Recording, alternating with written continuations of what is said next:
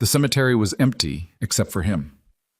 Ronan Voss stood at the edge of three graves, his breath rising in pale clouds against a November sky the color of old iron. 5 years. 5 years of standing in this exact spot, letting the cold eat through his leather jacket, letting the silence be the only thing that didn't lie to him.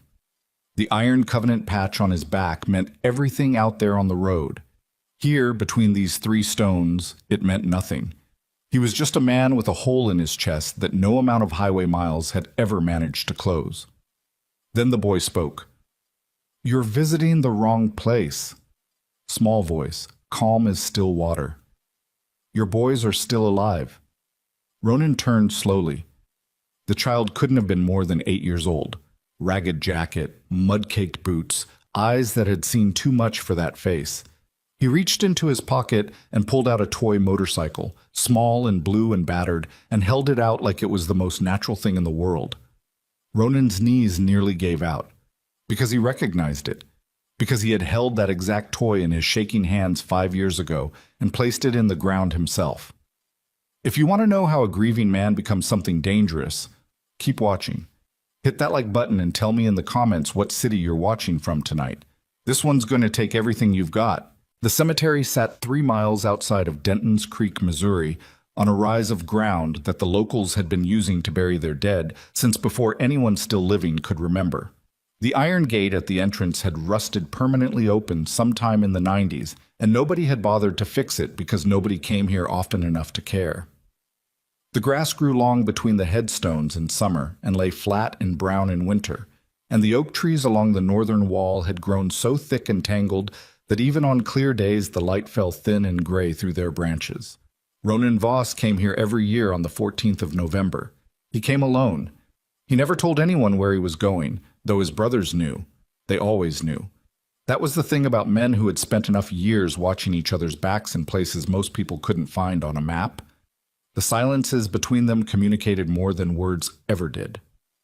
When Ronan rose before dawn on the 14th and pulled on his jacket without speaking, nobody at the Iron Covenant compound asked questions.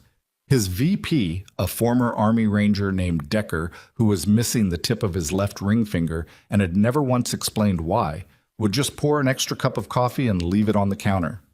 That was all. That was enough. The ride from the compound to the cemetery took 47 minutes on a clear day. Ronan had made it in 32 once, years ago, when he was still trying to outrun something that had no intention of letting him go. Now he rode slow. He took the county road instead of the state highway, let the Harley breathe through the turns, felt the cold air push against the front of his jacket and seep through the collar.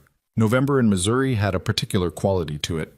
Not the brutal deep cold of January, but something more unsettled, like the season itself couldn't commit to anything. The fields on either side of the road held the stubble of cut corn. The sky pressed down low and colorless. A single hawk circled above the ridgeline to the east, and then tilted its wings and disappeared. He parked at the gate and walked the rest of the way. The 3 graves were near the back, set slightly apart from the older sections, in a row beneath a maple tree that had turned completely bare. The headstones were modest. He had insisted on that, against the funeral home director's gentle suggestions about something more substantial, something that reflected the tragedy of the situation. Ronan had looked at the man across that clean desk in that clean office and said 3 words. Keep it simple. The man had understood enough to stop talking. He stood in front of the stones now and did what he always did. Nothing. He didn't pray. He didn't speak. He just stood there with his hands loose at his sides and let the weight of the place settle over him, let it be what it was, let himself be whatever he had become. The wind moved through the bare branches of the maple and made a sound like breathing. Elena Voss, his wife. 31 years old at the time of the accident. She had laughed easily and cooked badly and argued fiercely about things that mattered to her, and she had loved him in a way that still felt 5 years later like something he had never quite deserved. He had deployed 3 times during their marriage, and she had stayed, and when he finally came home for good, she had looked at him across the kitchen one morning and said, "You're different, not as a complaint, just as an observation," the way she observed everything, with clear eyes and no particular agenda. "Yes," he had said, "I know." And she had nodded and poured his coffee, and that had been that. She had made room for whatever he had become. Nobody else in his life before or since had ever done that as quietly. Beside her stone, the two smaller ones, Caleb and Connor, 4 years old. They had been identical in everything except temperament. Caleb loud and curious and in constant motion, Connor watchful and deliberate. A boy who at 4 years old had already developed the habit of studying a situation before committing to it. Ronan used to joke that Connor had inherited his mother's sense and Caleb had inherited his own particular brand of recklessness. And Elena would say that wasn't a compliment to either of them, and then laugh anyway. The car accident had happened on a Tuesday afternoon in November, 3 miles from the cemetery, on the county road he had just ridden in on. He had not been there. That was the geography of his guilt. He had been at the compound, working on a transmission, and his phone had been in his jacket on the workbench. And by the time he found it and called back the number he didn't recognize, a stranger's voice had told him what a Tuesday afternoon could become without any warning at all. He breathed out slowly and watched the vapor dissipate in the cold air. That was when he heard the footsteps. They were soft, unhurried. The footsteps of someone who was not afraid of this place, which already made no sense because this place was empty. He had checked when he arrived. He always checked. Old habits from old work that his nervous system refused to retire. He turned his head slightly, not all the way, just enough to use his peripheral vision, the way Decker had taught him in a different life. The boy was standing about 15 feet away, between 2 older headstones, watching him. 8 years old, maybe. Small for his age or just poorly fed. It was hard to tell. His jacket was army surplus green and 2 sizes too large, the sleeves pushed up at the wrists. His jeans were dirty. His boots were the kind they sold in bins at hardware stores, cheap and waterproof, not the kind a child chose for himself. His face was angular, sharp-featured, with dark eyes that tracked Ronan with the kind of steady attention that was unusual in an adult and genuinely unsettling in a child. "You're visiting the wrong place," the boy said. His voice was calm. Not small child calm, the kind that doesn't yet understand what certain things mean. Older calm. The calm of someone who has already made peace with a difficult truth and is now delivering it to someone who hasn't. Ronan did not move. "Who are you?" "Micah." Just the one word, not offered as introduction, just as information. "Micah." Ronan kept his voice even. "Where's your family, Micah?" "Doesn't matter." The boy reached into the deep front pocket of his jacket and did not look away from Ronan's face while he did it. Whatever he was going to show him, he had already thought through how this would land. "Your boys are still alive." The words arrived like a physical impact, low in the chest. Ronan felt his body process them before his mind did. The slight lock in his knees, the sudden awareness of his own heartbeat, the way the cold air seemed to intensify on his face. "Don't," he said. The word came out harder than he intended. "I know how it sounds." Micah withdrew his hand from the pocket. In his palm sat a small toy motorcycle, maybe 4 inches long, the body molded plastic in a specific shade of blue that had faded with handling and age but was still unmistakably the color it had always been. One of the handlebars was slightly bent. There was a small chip on the fuel tank where it had been dropped on concrete years ago by a 4-year-old boy who had immediately looked up with enormous alarmed eyes to see if his father would be angry. Ronan had not been angry. He had said, "Toys are for playing with, means it's working right." And Caleb had grinned and dropped it again on purpose. He had buried that toy with Caleb's headstone. He had placed it there with his own hands, in the small wooden box, and he had watched them lower it. He was looking at it right now, in this child's palm, in a cemetery in November, and it was real. His whole body felt like the moment before a detonation when you already knew it was too late to run. "Where did you get that?" he said. It wasn't a question. It barely qualified as language. It was something more primitive than either. Micah didn't flinch. "From one of them. He said if I ever found a man with a patch that looked like this." The boy reached into his jacket again, this time producing a torn piece of paper on which a child's hand had drawn, imprecisely but recognizably, the Iron Covenant emblem. "I should give him this and tell him the truth." Ronan's hand was not entirely steady when he took the paper. He looked at the drawing. The rough circular outline, the crude cross at the center, the letters IC underneath. A child's hand. One of his sons had drawn this. He knew it the way a body knows cold. The wind came through the maple and rattled the bare branches together. He folded the paper and put it in his jacket pocket and looked at this boy. This road-worn child standing between gravestones like he owned the silence between them. "Sit down," Ronan said, and lowered himself onto the cold ground in front of the graves, because he needed the earth under him just then, needed something solid.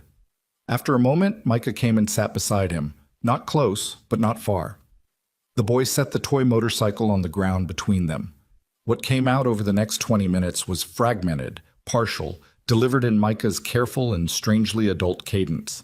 He had been moving between what he called shelters and houses for most of his life. He offered no further detail, and Ronan did not push.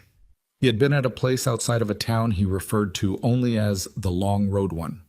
A children's shelter of some kind, Ronan understood, though the boy's description of it was spare and functional, stripped of anything that might be called complaint. 2 older boys had been there when Micah arrived. Boys who looked the same, who watched each other all the time, who had names that weren't their names. The one who had given Micah the toy. He had kept it hidden for a long time.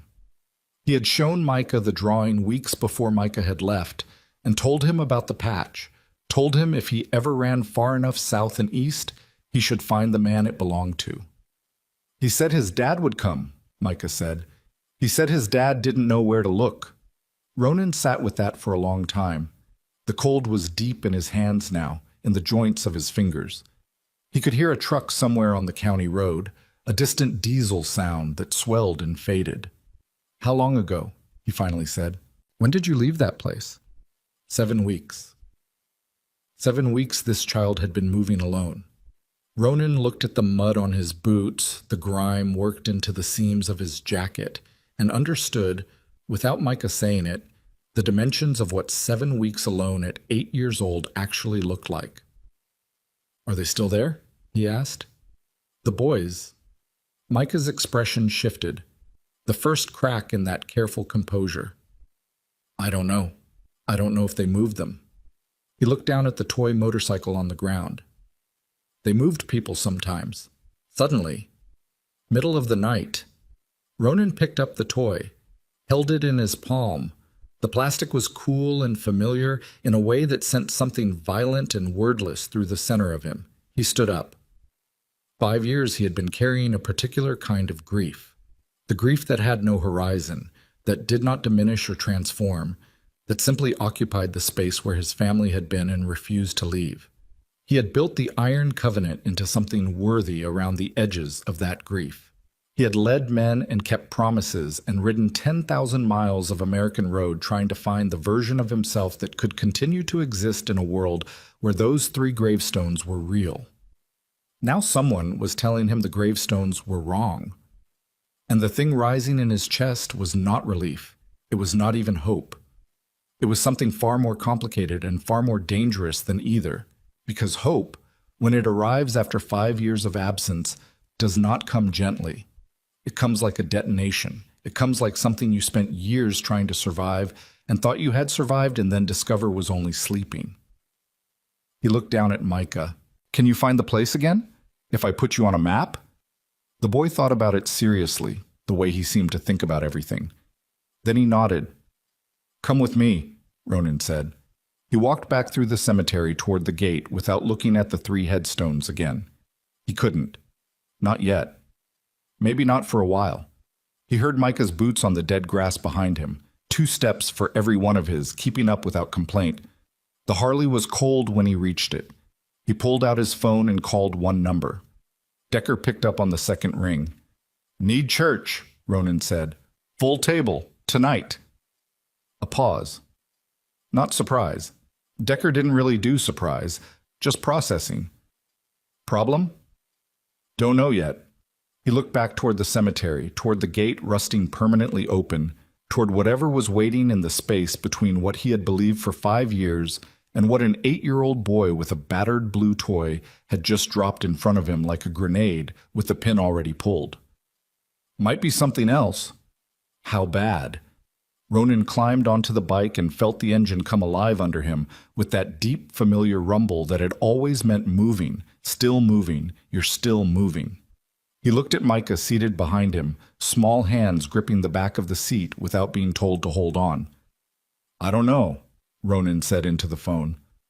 "That's what scares me." He ended the call and pulled out onto the county road, the cemetery disappearing in the mirror behind him, and for the first time in 5 years, Ronan Voss didn't know whether the worst thing that had ever happened to him was still true. He wasn't sure if that was the most terrifying thought he'd ever had, or the only one worth having. By the time they reached the compound gate and the other bikes began arriving one by one in the cold dark of the evening, Decker's Road King first, then Priest Softail, then Torres and Webb, and the others, engines cutting off in the gravel one after another like punctuation. Ronan had not yet looked at the toy again. It was in his jacket pocket. He could feel its weight with every breath. Micah sat at the end of the long table in the meeting room, a mug of hot chocolate in both hands. Decker's doing, quietly, without comment, and watched the men file in. He did not seem afraid of them. He looked at each one with those dark, careful eyes, assessing, the way Ronan had noticed he assessed everything. Decker sat down last and looked at Ronan across the table. "Tell us," he said. So Ronan did. He laid the toy motorcycle in the center of the table and watched his brothers look at it. And he said everything: the cemetery, the boy, the drawing, the shelter, the twins who had been there, who had names that weren't their names, who had told a lonely 8-year-old runaway to find a man with a certain patch and tell him the truth. When he finished, the room was very quiet. Decker picked up the toy, turned it over, set it down. "Who knew you buried this with him?" he said. Ronan looked at him. "3 people," he said. "Me, the funeral director, and whoever prepared the body." The silence in the room changed character. It got heavier, because all of them, in that moment, understood what that meant. If the toy was real, and it was real, Ronan had held it in his own hands 5 years ago. He knew every scratch on it. Then someone had taken it out of that box before the box went into the ground. Which meant someone had known exactly what they were doing. Which meant this was never an accident. Decker set the toy back down in the center of the table and looked at it for a long moment. And then he looked at Ronan with the flat, careful expression of a man who has already decided something and is only waiting for confirmation. "We're going to need Webb's laptop," he said, "and we're going to need Priest's maps." And that was when the door to the meeting room opened, and Torres stepped in from outside, face tight with something that wasn't quite fear but was adjacent to it, and said the 6 words that stopped every breath in the room. "Someone's been watching the gate. All day." Torres didn't say it again. He didn't need to. The words hung in the meeting room air like smoke that wouldn't clear, and every man at the table had the same reaction. Not panic, not noise, but the specific quality of stillness that comes from men who have been in situations where sudden movement gets people killed. Old reflexes. The kind that don't retire just because the war does. Ronan was on his feet before he consciously decided to stand. "How many?" "1 vehicle. Dark SUV, no plates I could read, parked on the service road behind the tree line." Torres's jaw was tight. "Been there since before sundown. Dax spotted it on the perimeter camera when he came in for the meeting." "Movement?" "None. Just sitting." Ronan looked at Decker. Decker was already looking at him with the expression that meant he had already done the math and didn't like where it came out. "Could be nothing," Webb said from the far end of the table. He was the youngest of them at 34, a former Navy corpsman who had a habit of offering the reasonable interpretation first, not because he believed it, but because he thought someone should say it before they all committed to the other one. "Could be," Decker agreed in a tone that meant it wasn't. Ronan looked at Micah. The boy was still sitting at the end of the table with his hot chocolate, watching all of this with those dark, steady eyes. He hadn't flinched when Torres came in. He hadn't moved at all. That composure in a child that age was the kind of thing that made Ronan's chest feel tight in a way he couldn't entirely name, because it wasn't natural, that stillness. It was learned. It was the composure of a child who had been in rooms where adults had frightening conversations many times before and had figured out that the safest response was to become very small and very quiet and pay very close attention. Micah, Ronan kept his voice level. Did anyone follow you here? Anyone know where you were going? The boy considered this with the same seriousness he applied to everything. I don't think so. I was careful. A pause. But I was at the truck stop on Route 9 for 2 days before I got a ride down. Someone might have seen me looking at a map. 2 days at a truck stop, 8 years old. Ronan filed that away in the part of himself that would deal with it later, when there was a later to deal with it in. Priest, he said. Priest, 6'3", former Marine Force Recon, a man whose real name was Patrick Callahan but who had earned the road name 15 years ago for reasons the club had never fully explained to anyone outside of it, looked up from the far side of the table where he had been very quietly unfolding one of the paper maps he still kept in the inside breast pocket of his jacket. Old habit. He didn't trust digital when things got complicated. Take Webb. Do a foot sweep of the tree line north to south. Don't engage, just eyes. Priest nodded once and stood, and Webb stood with him, and they were out the door in 12 seconds without another word exchanged.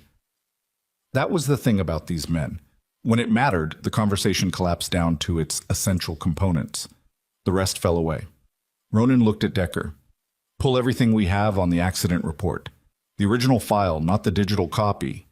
Decker's expression shifted almost imperceptibly. You think the digital's been touched?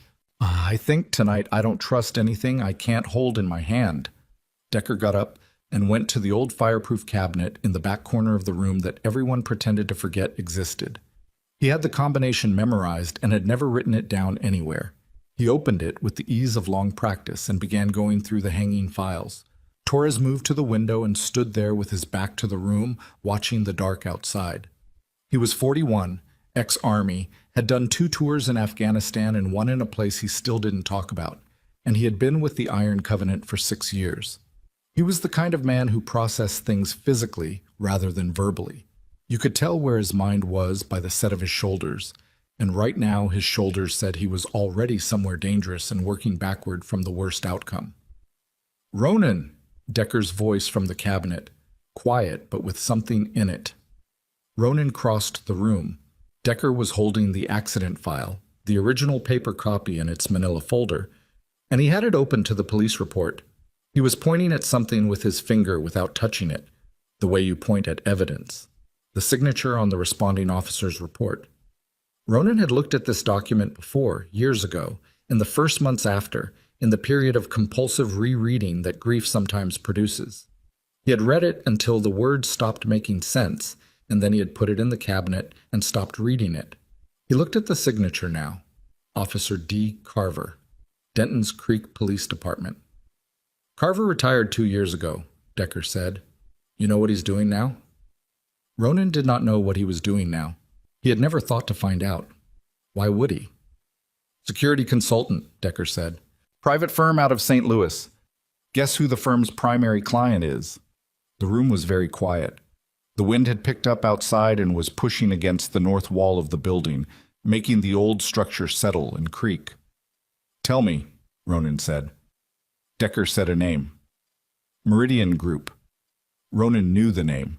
He knew it the way you know the name of something you encountered once in a context that didn't seem important at the time. A footnote, a briefing document, a conversation on a base in a country he'd rather not think about. The Meridian Group had been the primary contractor overseeing logistics on his last deployment. He had filed a report. He had filed several reports, actually, because what he'd seen in the supply chain didn't match the manifests, and the discrepancies were the kind that cost lives and made certain people very wealthy.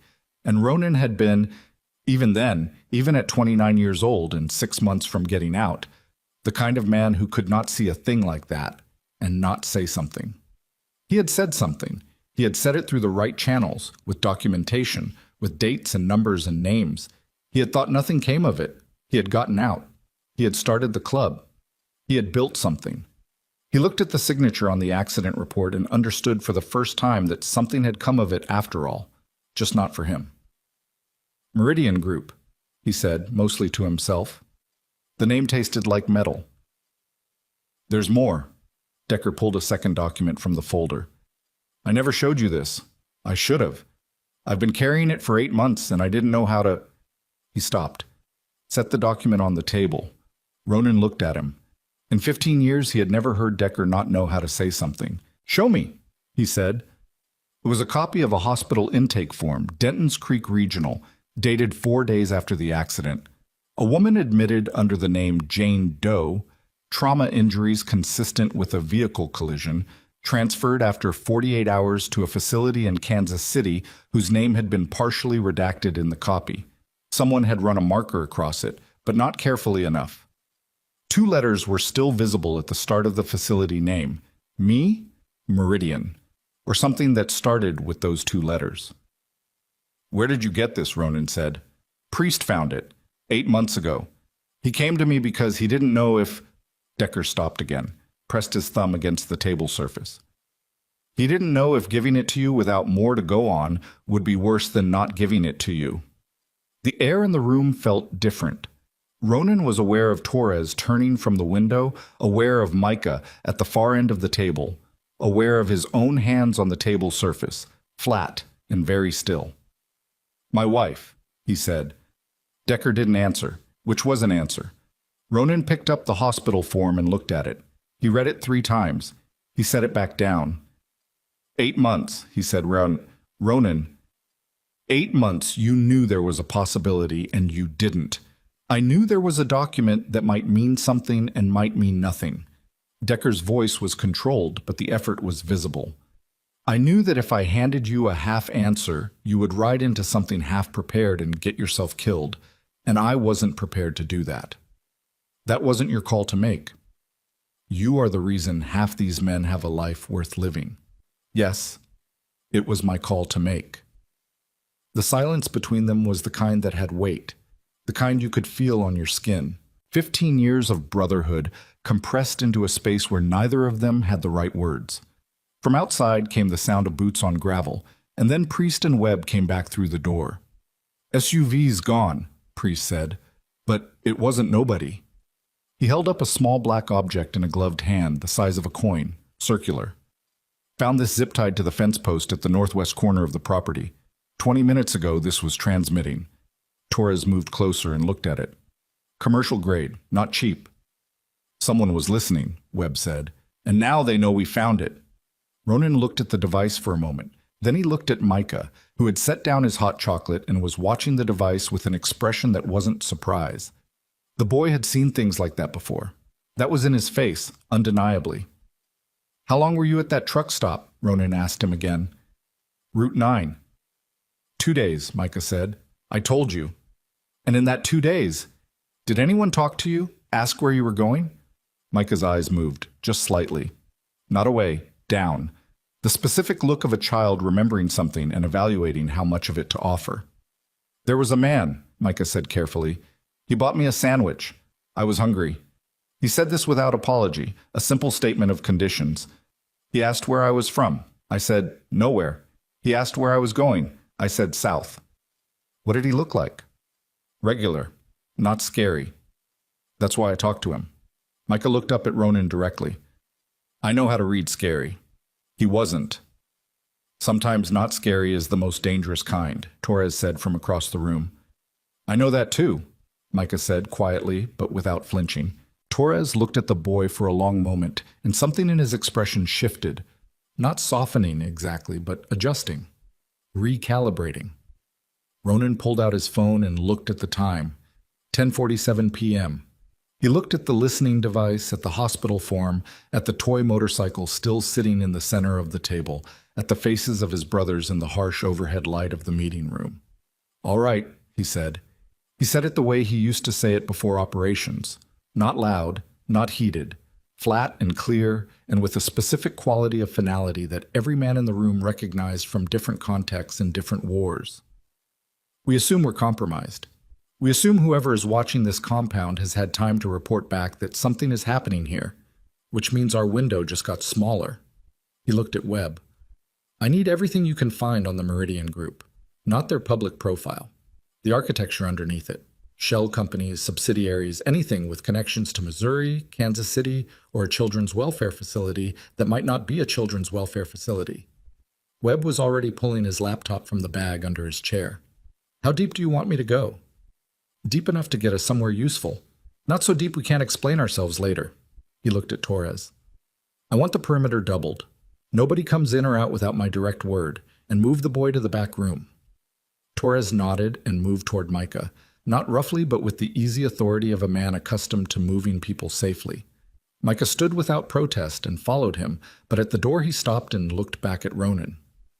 The one who gave me the toy, he said. His name was Connor. He told me that. He said you'd know it was a real name. Ronan stood very still. Connor, the watchful one, the boy who studied things before committing. Of course he would be the one to plan ahead. Of course he would be the one to hand a stranger a piece of evidence and a map and say, find my father. He had been doing exactly that since he was old enough to sit still and think. Thank you, Micah, Ronan said. The boy nodded once and went with Torres. The room was quieter after that, and the work began. Webb's fingers on the keyboard were the primary sound for the next 2 hours, punctuated by the occasional low exchange, the sound of papers turning, the distant rumble of a passing truck on the county road, the wind against the north wall. Decker had put coffee on in the small kitchen adjacent to the meeting room, not because he thought it would help exactly, but because something needed to be done with his hands, and making coffee was something. He brought mugs without asking and set them down and went back to the documents. At just past midnight, Webb sat back in his chair and said, Okay. Everyone looked at him. Meridian Group has 18 documented subsidiaries. 7 of them are inert, shell structures, nothing flowing through. 4 are active in what looks like legitimate defense contracting.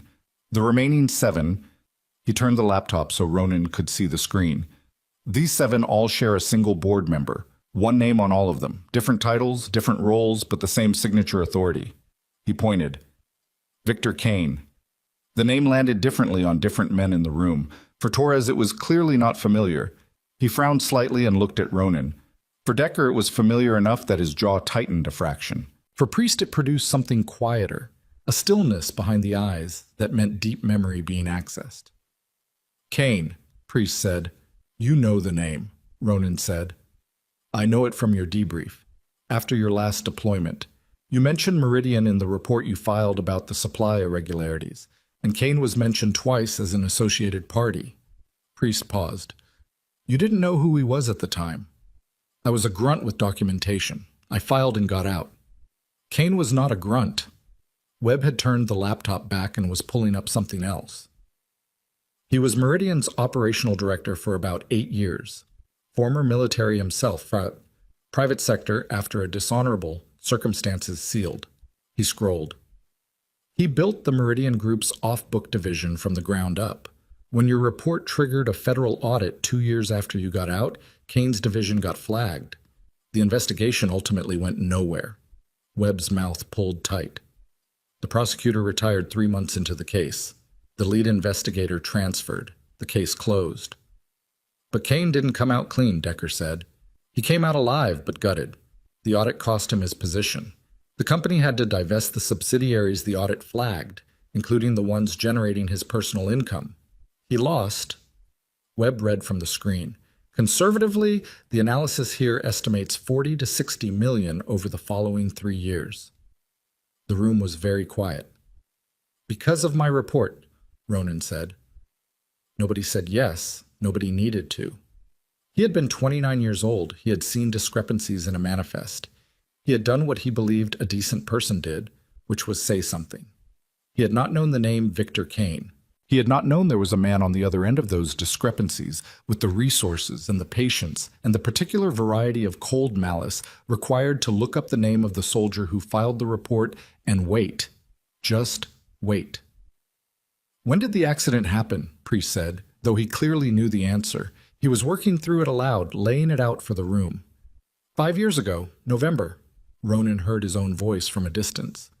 The audit concluded 4 years and 8 months before the accident, Webb said. He had pulled the timeline up. Kane had been removed from Meridian's board 3 months after the audit concluded. He had approximately 4 years and 5 months to. To what? Torres's voice from the doorway where he had returned. To plan the destruction of one man's family because that man filed a report? To plan the destruction of one man's everything, Decker said.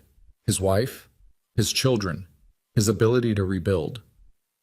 Except someone along the way decided not to kill them, Priest said. The wife? The boys. That's not how you erase people. You bury evidence, but you keep the leverage.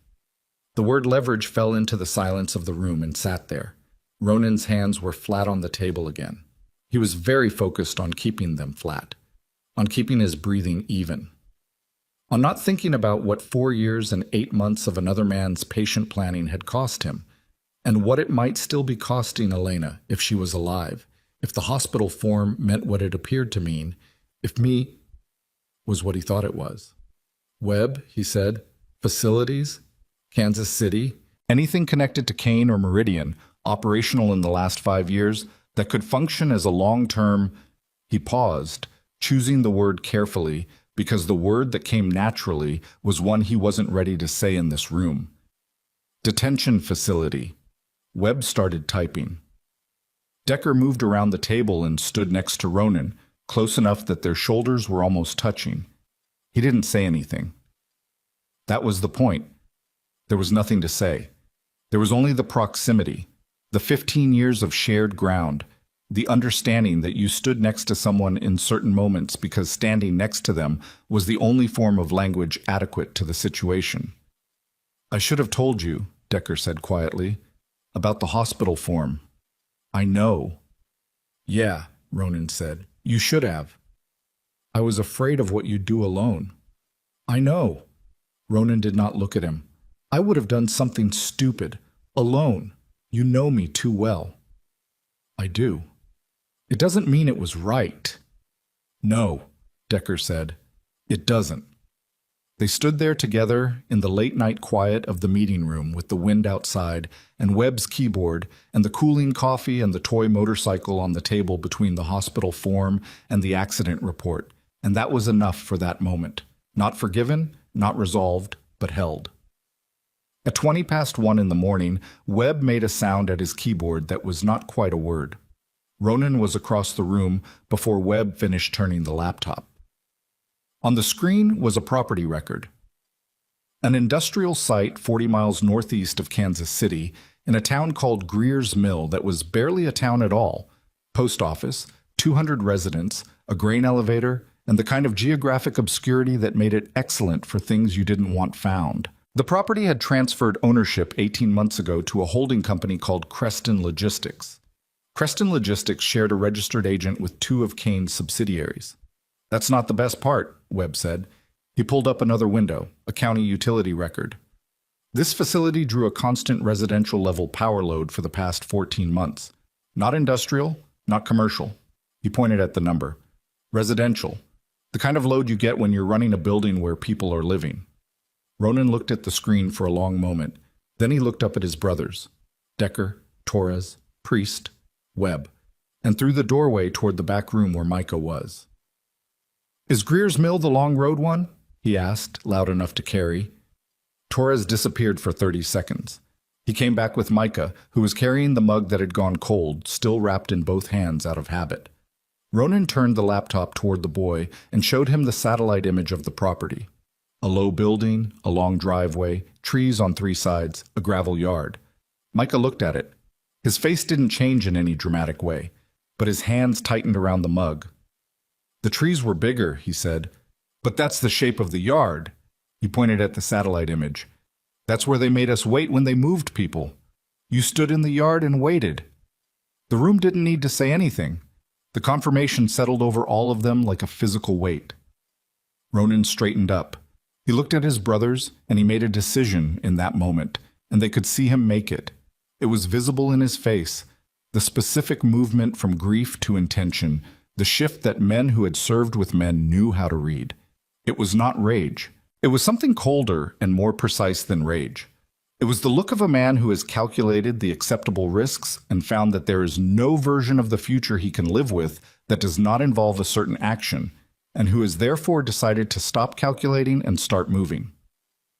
Pack for 72 hours, he said. Medical kit, comms gear. Webb, I want everything you have on Kane's current location and any operational staff connected to Greer's mill. He looked at Decker. I want 6 bikes fueled and ready at 4 a.m. The authorities, Torres started. The responding officer at the accident scene now works for Kane's security apparatus, Ronan said. The federal case that should have ended Kane closed without explanation. The prosecutor retired. The investigator transferred. He paused. Give me a name. Any name, one badge, one person wearing a government credential who I can walk into a room and trust with my son's location. Torres said nothing. 4 a.m., Ronan said again. Nobody argued. That was the thing about men like these. They had each, in different configurations in different countries, arrived at the personal boundary that stood between what the law was supposed to do and what it actually did. They had each, in their own time and their own specific way, come to understand that there existed circumstances where waiting for the system to work was its own form of complicity. They didn't celebrate that understanding. They didn't wear it like a badge. It was simply a truth they carried, the way they carried everything difficult, quietly, under the leather, next to the skin. Priest was already folding his maps. Webb was copying files to a drive. Decker went to the cabinet again, and what he took out this time was not a document. Ronan went to the back room.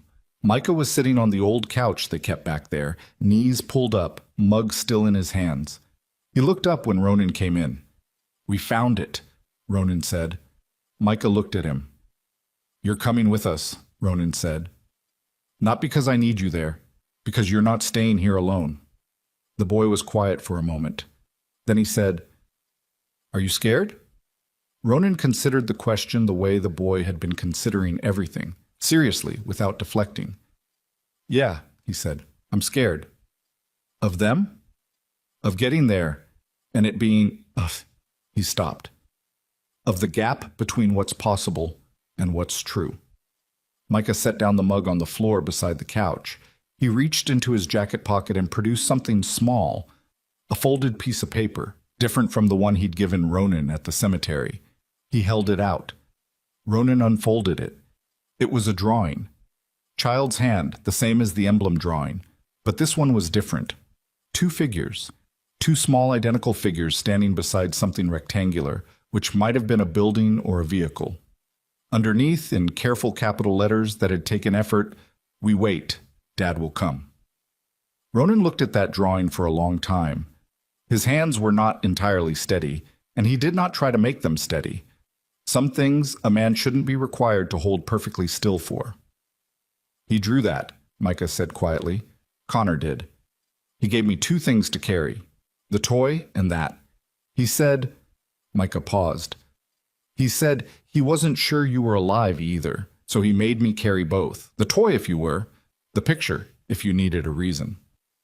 Outside, the first bikes were already being rolled out of the garage. Ronan could hear it, the slow mechanical scrape of a Harley over concrete, the quiet voices of men who understood that what was happening now was something they would not be able to undo.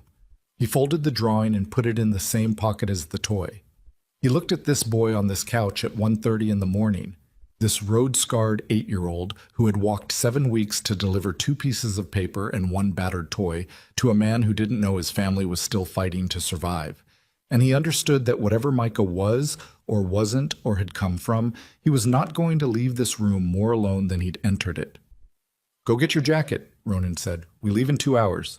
Micah uncurled from the couch and stood and picked up his jacket from the floor, where it had fallen, and he put it on with the practiced efficiency of someone who had been putting on their jacket in a hurry for a long time.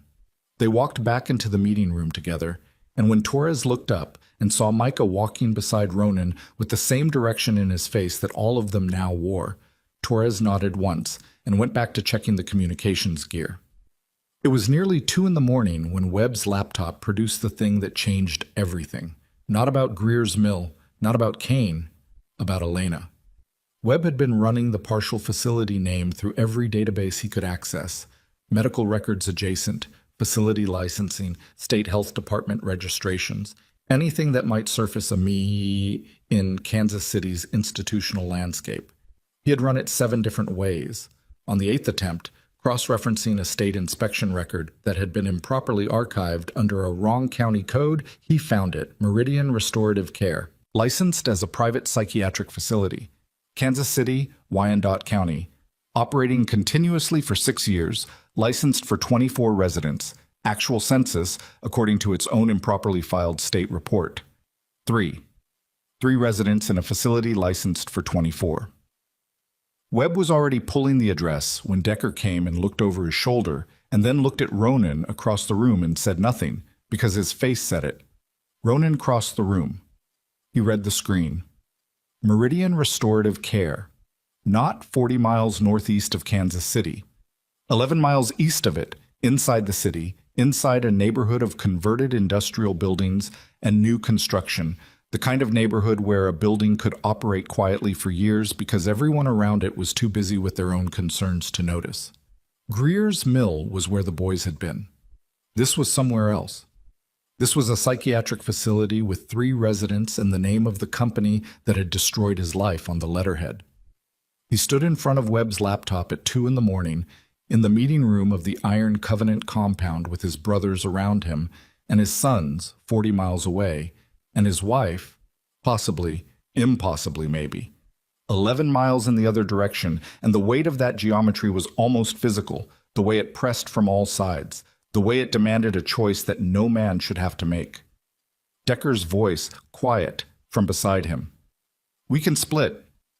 Ronan looked at him. "2 teams, Decker said. Greer's Mill and Kansas City. Same window, same hour." He paused. "You take Greer's Mill."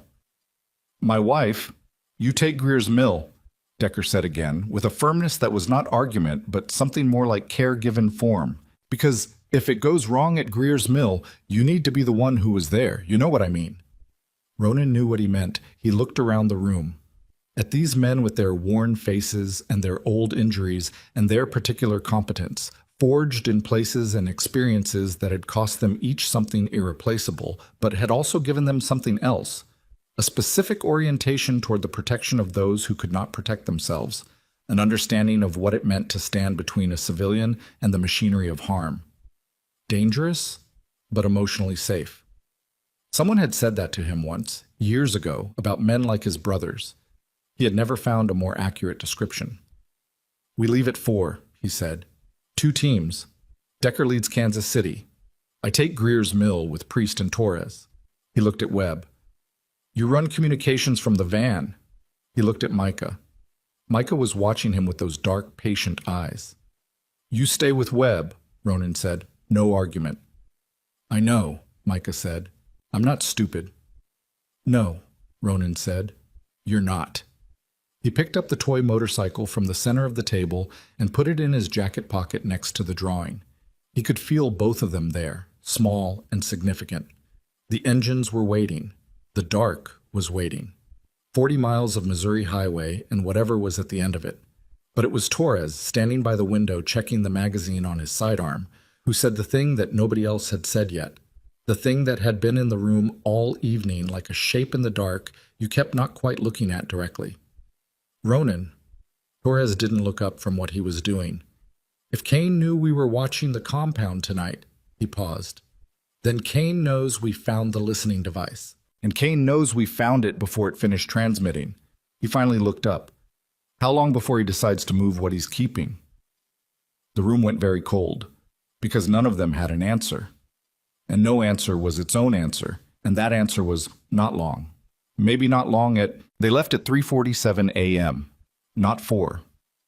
3:47? Because Torres's question had changed the math on everything, and nobody in that room was willing to lose 13 minutes to the idea of precision when precision had just become a liability. Ronan had said mount up, and that was all he'd said, and his brothers had moved without discussion, the way men move when they have already done their thinking and are now in the part that comes after thinking. The Missouri night was brutal. The temperature had dropped another 6 degrees since midnight, and there was moisture in the air that hadn't committed to being rain yet, but was working on it, the kind of cold that found the gaps in leather and settled into joints and made old injuries announce themselves. Ronan felt it in his left shoulder, the one that had stopped a fragment in a country he no longer allowed himself to think about by name. He felt it every time the mercury dropped below 30. He had stopped resenting it years ago. It was just information. It was his body telling him it remembered things his mind sometimes tried to forget. 6 bikes rolled out of the compound gate in a line and then separated at the county road, the way a river separates around an island, smoothly, without ceremony. Decker's group peeled north toward Kansas City. 3 bikes, 3 men, a specific address, and a task that none of them spoke about because speaking about it would make it too large to carry at highway speed in the dark. Ronan watched their taillights diminish and then turned east. Priest took the lead. Torres rode his left flank. Ronan rode center, and behind them Webb's van, a white cargo van with a magnetic sign on the side that said Hartwell Electrical Services, and had said it for 4 years, through situations that had nothing to do with electrical services, followed at distance with Micah inside and the communications equipment on the folding table in the back. Ronan rode and did not think. That was the discipline of it. You cleared the field and let the body do what the body knew how to do, and you saved the thinking for when there was ground under your feet and a specific problem in front of you that thinking could actually address. The highway unspooled ahead in the headlight's reach, dark asphalt and white lines and the occasional reflective marker, and the cold pressed in from all sides, and the engine between his legs was the most honest thing in his world at that moment.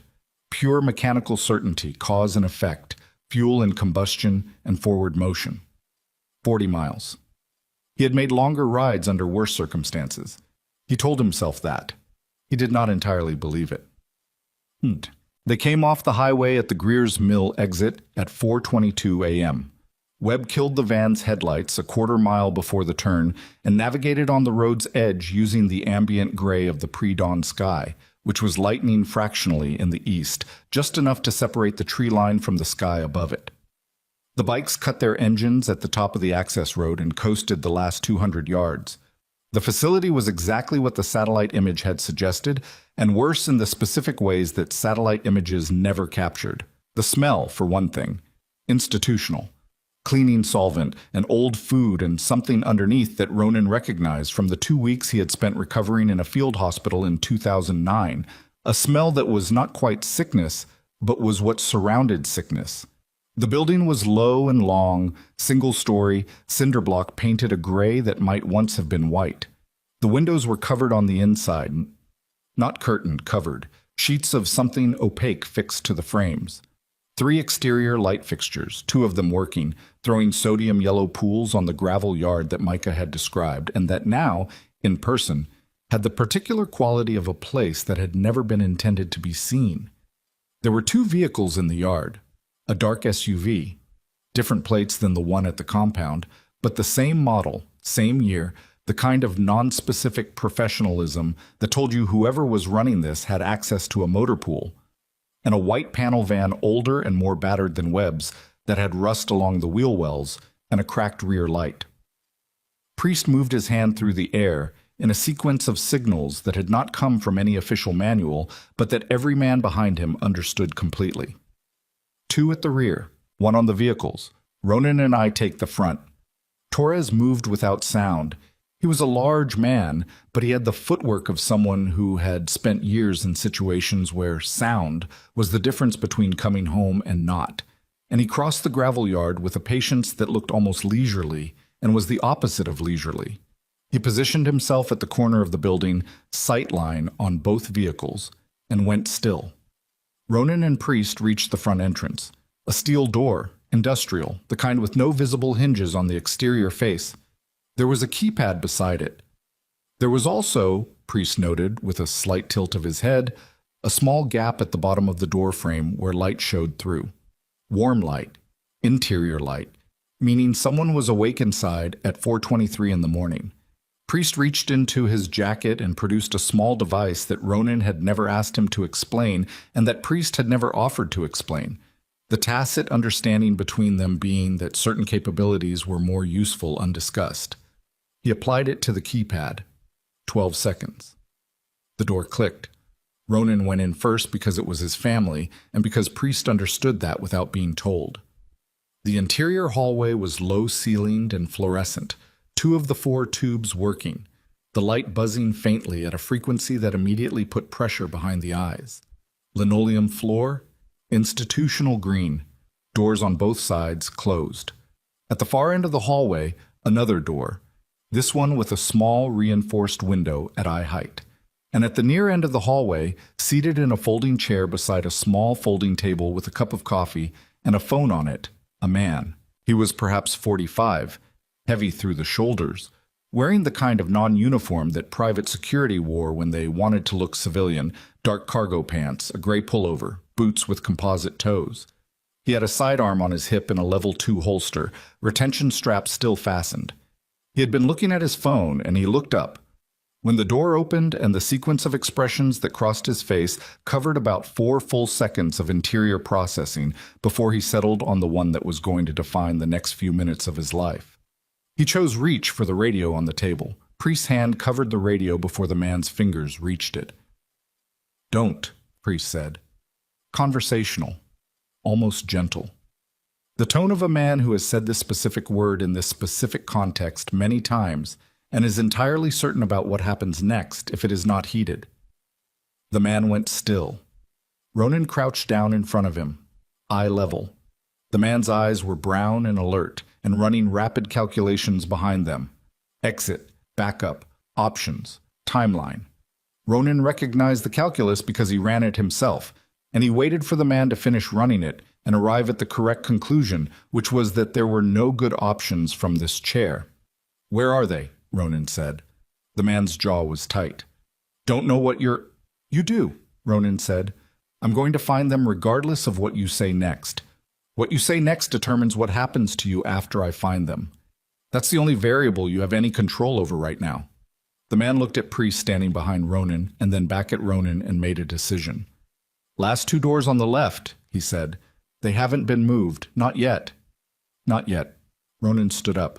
He looked at Priest, who nodded and moved to secure the man to the chair with the zip ties from his jacket pocket with an efficiency that said he had done this before and held no particular feelings about it.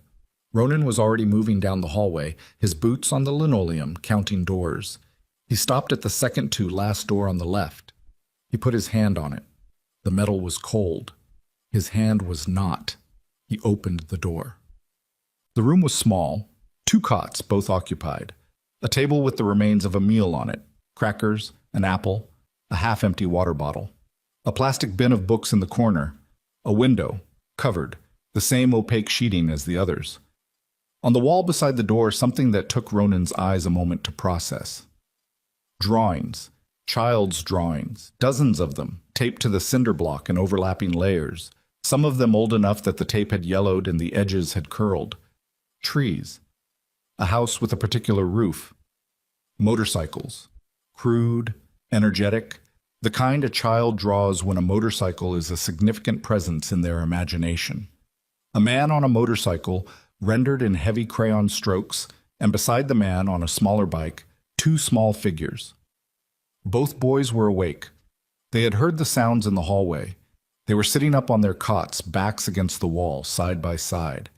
And in the terrible familiarity of that posture, the way they had arranged themselves with shoulders touching, presenting a unified front to whatever was about to come through the door, Ronan saw something that hit him in the center of his chest like a physical impact. They were 9 years old now. He had not allowed himself to imagine what 9 looked like, because imagining it would have meant accepting that 9 was happening without him, somewhere in the world, in a room exactly like this one.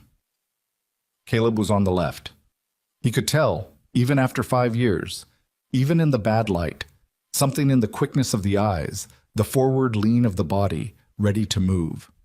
Connor was on the right, and Connor was looking at Ronan with an expression that was not surprise, not fear, not relief, but something more specific than any of those things. Connor was looking at him the way someone looks when something they planned for, prepared for, sent a message about through an uncertain chain of small acts of courage, has finally occurred.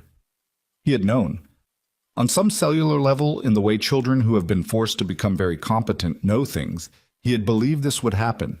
He had acted as if it would happen. And now it was happening, and the expression on his face was the expression of a child watching his own trust confirmed. Ronan knelt. He didn't say anything. He couldn't. There was nothing in his mouth that qualified as language. He just went down on one knee on that linoleum floor and opened his hands. Connor moved first. He crossed the distance between the cot and his father in 3 steps and hit him with the full weight of his 9-year-old body, and Ronan's arms closed around him, and he felt the smallness of those shoulder blades under his hands, the warmth, the aliveness of him, and something that had been locked in his chest for 5 years broke with an almost audible internal sound. Caleb was 3 seconds behind his brother. He was crying before he reached Ronan, openly, the way Caleb had always done everything. Without self-consciousness, without modulation, committed entirely to the current emotional experience. He crashed into them, and Ronan's other arm came around him, and the 3 of them were on the floor of that terrible little room with its covered window and its crayoned walls, and Ronan could not have spoken if his life required it. He held them. He counted their heartbeats against his chest. Real, actual, present. 60 seconds, maybe 90. He allowed himself that. Then he pulled back and looked at them, both hands on their faces, examining them with the specific, desperate inventory of a parent who needs to know. Every feature, every change, every evidence of time and damage and survival. "I know," Ronan said. His voice was wrecked. He didn't try to fix it. "I know. We're leaving now, okay? Right now." Connor looked at him. "Mom," he said. Ronan's hands tightened slightly on the boy's face. "We're working on that," he said. "I promise you." Connor held his gaze for a moment, that watchful, deliberate look that had been there since before he could walk, and then nodded. A 9-year-old making the decision to trust an adult with a piece of information he couldn't yet have. The maturity of it was heartbreaking in a way Ronan would spend years trying to articulate and never quite manage. They were moving in under 3 minutes. Ronan had a boy's hand in each of his, and they moved down the hallway past the secured guard and through the front door into the cold Missouri pre-dawn, and Priest was already at the exit, and Torres was already positioned, and the calculation had been correct, and the building was clear, and they were... Priest's hand hit Ronan's chest. Hard. "Stop." Ronan stopped. In the yard beside the 2 vehicles that had been there when they arrived, there was now a third. A dark Suburban, engine running, headlights off. It had come in on the service road at the back of the property, the access road that Webb's van was parked across, and it had come quietly enough that none of them had heard it over the low noise of the building's HVAC system. The driver's door was open. There was no one visible inside, which meant someone had gotten out. Ronan pulled both boys behind him with one arm and reached for Torres with the other, and Torres was already moving, already sweeping left, and Priest had gone right, and the yard was in that specific suspended state that Ronan recognized from operations. The moment after a variable changes and before the consequences of the change have fully materialized, the moment that feels like silence but is actually everything happening at once below the threshold of sound. A voice came from the shadow beside the building's eastern corner, calm, unhurried. The voice of someone who had prepared for this moment and had reached a point beyond nerves. Ronan Voss. He knew the voice. He had never met the man, but he had heard this voice because Webb had found a video, a deposition recording, a federal proceeding from 6 years ago that was now sealed, and they had watched 12 minutes of it in the meeting room while building the file on Kane. The cadence was distinctive, measured. The cadence of a man who believed his intelligence was the most significant fact about any room he entered. Victor Kane stepped out of the shadow. He was not what Ronan had pictured. He was 60, maybe 62, slight-framed in an expensive coat, silver-haired, with the posture of someone who had spent decades being agreed with. He was holding a phone in one hand. He was not holding anything else. That was wrong. The absence of a weapon on a man who had built what Kane had built and who was standing alone in a yard with the people who had just dismantled 6 years of his operation. That was wrong, and the wrongness of it arrived in Ronan's nervous system before his conscious mind had formulated the thought. "You're alone," Ronan said. "I'm not," Kane said pleasantly. "But they're not here. They're somewhere else." He held up the phone, the screen facing out. "This is a live feed, 2 locations. You've been very efficient tonight, Mr. Voss. Your man Decker reached the Kansas City facility 17 minutes ago. He paused. He found what you sent him to find. Ronan's grip on his sons tightened without his meaning it to. He felt Connor's hand squeeze back. Then you're done, Ronan said. Whatever you thought this was, it's over. You have nothing left to... I have Micah, Kane said. The yard went cold in a way that had nothing to do with the November air.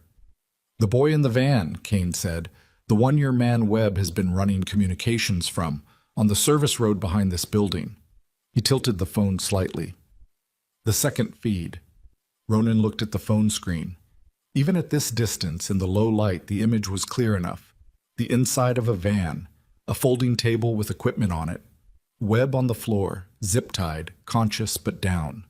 And Micah, seated against the van's interior wall, one wrist secured to a bracket, watching the camera that was pointed at him with those dark, unfrightened eyes that shouldn't have been possible in a child who had been through what he'd been through, but that were somehow impossibly exactly that.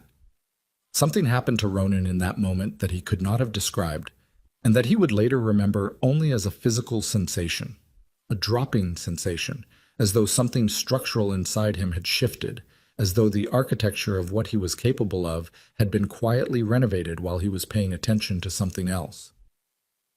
What do you want? He said. I want 5 minutes of your attention, Kane said. Before you do whatever it is you're going to do, regardless of what I say, I want you to hear something first. He lowered the phone. I want to tell you about your wife. Priest's hand moved. Ronan stopped him with a word. Stand down. Ronan, stand. Down. Priest stopped. The yard held its configuration. Torres at the eastern perimeter. Priest at the door. Ronan in the center with his boys behind him, facing a 60-year-old man in an expensive coat who had been the author of the worst 5 years of his life, and who was now, impossibly, claiming to have something else to say about it. My wife, Ronan said. Elena, Kane said. She's alive. You've presumably already determined that, given what Decker found at Meridian Restorative. She has been alive and in my care for 4 years and 8 months. In my care. The phrasing was deliberate, chosen. The phrasing of a man who had thought about this conversation for a long time. What does that mean? Ronan said. It means she is alive and she is fed and she is housed and she has not been physically harmed. Kane's voice remained conversational. It also means she has been managed, medically, in terms of her awareness of her circumstances, of time, of certain events. A pause. She does not know how long she has been there. She does not know about your sons. She has been told, when she has been lucid enough to be told anything, that the accident was recent. The yard was very quiet. Somewhere in the distance, a dog was barking, methodical, bored, unrelated to any of this. Ronan heard his own breathing. He focused on it. He needed it regular. You kept her alive, he said. Yes. Why? Kane looked at him with an expression that was not quite satisfaction, but was adjacent to it. The expression of a man about to say something he has been waiting a long time to say. Because dead is finished, Kane said. Dead is over. Dead is something you survive and build a life in spite of. I wasn't interested in giving you something to survive. He said it without heat, as a statement of operational philosophy. I wanted you to live with the weight of what you thought you'd lost, for as long as I decided. And I wanted to know that the moment I chose to tell you the truth, you would feel the 5 years you'd wasted on grief as an additional injury. He paused. I wanted the truth to be another weapon. The clarity of it was stunning, not the evil of it. Ronan had seen evil in various forms, and none of it had ever stunned him in quite this way. What stunned him was the architecture, the patience, the specific sophisticated understanding of how to use hope as a form of cruelty. This man had not wanted to destroy him. He had wanted to own his suffering. You've been watching me for 5 years, Ronan said. Off and on. The compound was useful. You built something significant, Voss. I appreciated watching that. A man building something to fill the space where his family was. Kane tilted his head. That's an interesting thing to watch. Ronan was aware of his sons behind him. He was aware of them hearing this. He could not protect them from hearing it, and there was no version of this moment in which he could make that different. He made a decision to deal with that later, in a later that he was going to create with whatever was required to create it. "The device on our fence," he said. "You heard everything in the meeting room tonight." "I heard enough." Kane held up the phone again. "I heard you find Meridian restorative. I heard you split your team." He let that settle. "I was here before you arrived. This," a small gesture at the yard, the facility, "was never a trap exactly. It was an invitation. I wanted this conversation." "You wanted to be caught." "I wanted to be in a room, or a yard, as it happens, with you, with your sons, with leverage on the boy in the van, after you had learned everything. I wanted to see what Ronan Voss does when he has everything he came for and still cannot simply take it." Priest made a sound, low, contained but present, the sound of a man whose patience is undergoing structural stress. "Kane," Ronan said, "whatever you want from this conversation, get to it." "Your report," Kane said, "the one you filed in 2011, the discrepancy report on Meridian's supply chain." He lowered the phone. "I don't want an apology. I want you to understand something. What you reported was real. I know that. The discrepancies were real. What you didn't know, what a 29-year-old grunt couldn't have known, was that the operation those discrepancies represented was the most effective intelligence pipeline operating in that theater. The supply chain irregularities were cover. What was moving through them was information, assets, people we needed to move without moving officially." He paused. "Your report dismantled an operation that took 11 years to build. 3 assets died within 6 months of the audit because their cover was compromised. 18 months after that, a network we'd been building for a decade in the region collapsed. The dog had stopped barking. The pre-dawn quiet was absolute." "You believe that justifies this," Ronan said. "I believe nothing justifies this," Kane said, with a precision that was more chilling than any claim of justification would have been. "I passed justification approximately 4 years ago. What this is now is personal. I know that. I want you to know that I know that." He held Ronan's gaze. "You took something from me that I spent my adult life building, and you did it with a form and a filing number and 11 pages of documentation, and you didn't even know what you were doing, and I could not forgive that. I tried. I genuinely tried." Ronan looked at this man and understood something that was not sympathy, and was not understanding, and was not forgiveness, but was a kind of terrible clarity.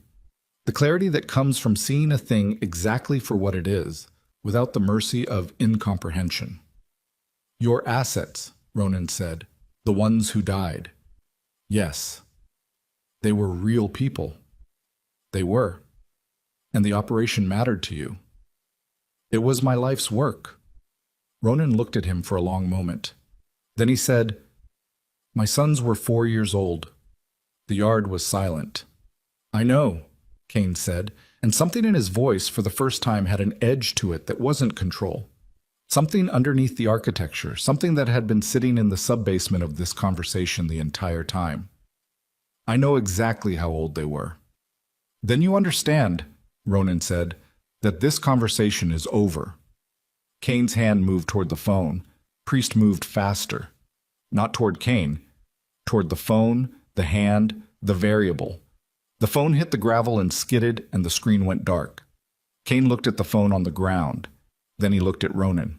And for the first time, the expression on his face was not composed, not because he was afraid, but because the mask of this conversation had accomplished what it had been designed to accomplish, and he had run out of reasons to maintain it. "Your wife," Kane said. "Decker knows where to find her. The file on her condition is on the server in the facility office, login 0077. He bent, slowly, with a deliberateness that communicated he was not reaching for anything, and picked up the phone and looked at the cracked screen. "I'm going to walk to that Suburban and drive away. You're going to let me because the boy in the van is what matters right now, and you know it. Stopping me tonight doesn't give you anything you don't already have." "It gives me you," Torres said from the perimeter. "Yes," Kane agreed. "It gives you me. And then what? You hand me to authorities who have been compromised for 6 years. The case that should have ended me closed once already. The prosecutor. Retired," Ronan said. "I know. Webb found it." Then you understand that I am not the same problem as what you came here to solve tonight. Kane looked at Ronan directly. Tonight you came for your family. Take your family. He walked to the Suburban. His footsteps on the gravel were the only sound. He did not hurry. He opened the door and got in, and the engine, which had been running, pulled him smoothly across the yard toward the service road. Torres looked at Ronan. His expression was not a question so much as a barely contained refusal, looking for authorization. Let him go, Ronan said. Ronan? He goes! He said it without looking at Torres, watching the taillights of the Suburban reach the tree line. His hands were on his son's shoulders. He could feel their breathing. We have 30 minutes before that location is completely cold and we have nothing, or we use the next 30 minutes to get our people and get out. Make the call. Torres made the call. He made it by going to the service road because that was the call Ronan was making, and Torres was not a man who argued with the right call just because he didn't like it. Ronan crouched down again in front of his sons in the gravel yard. You okay? He said. He looked at each of them.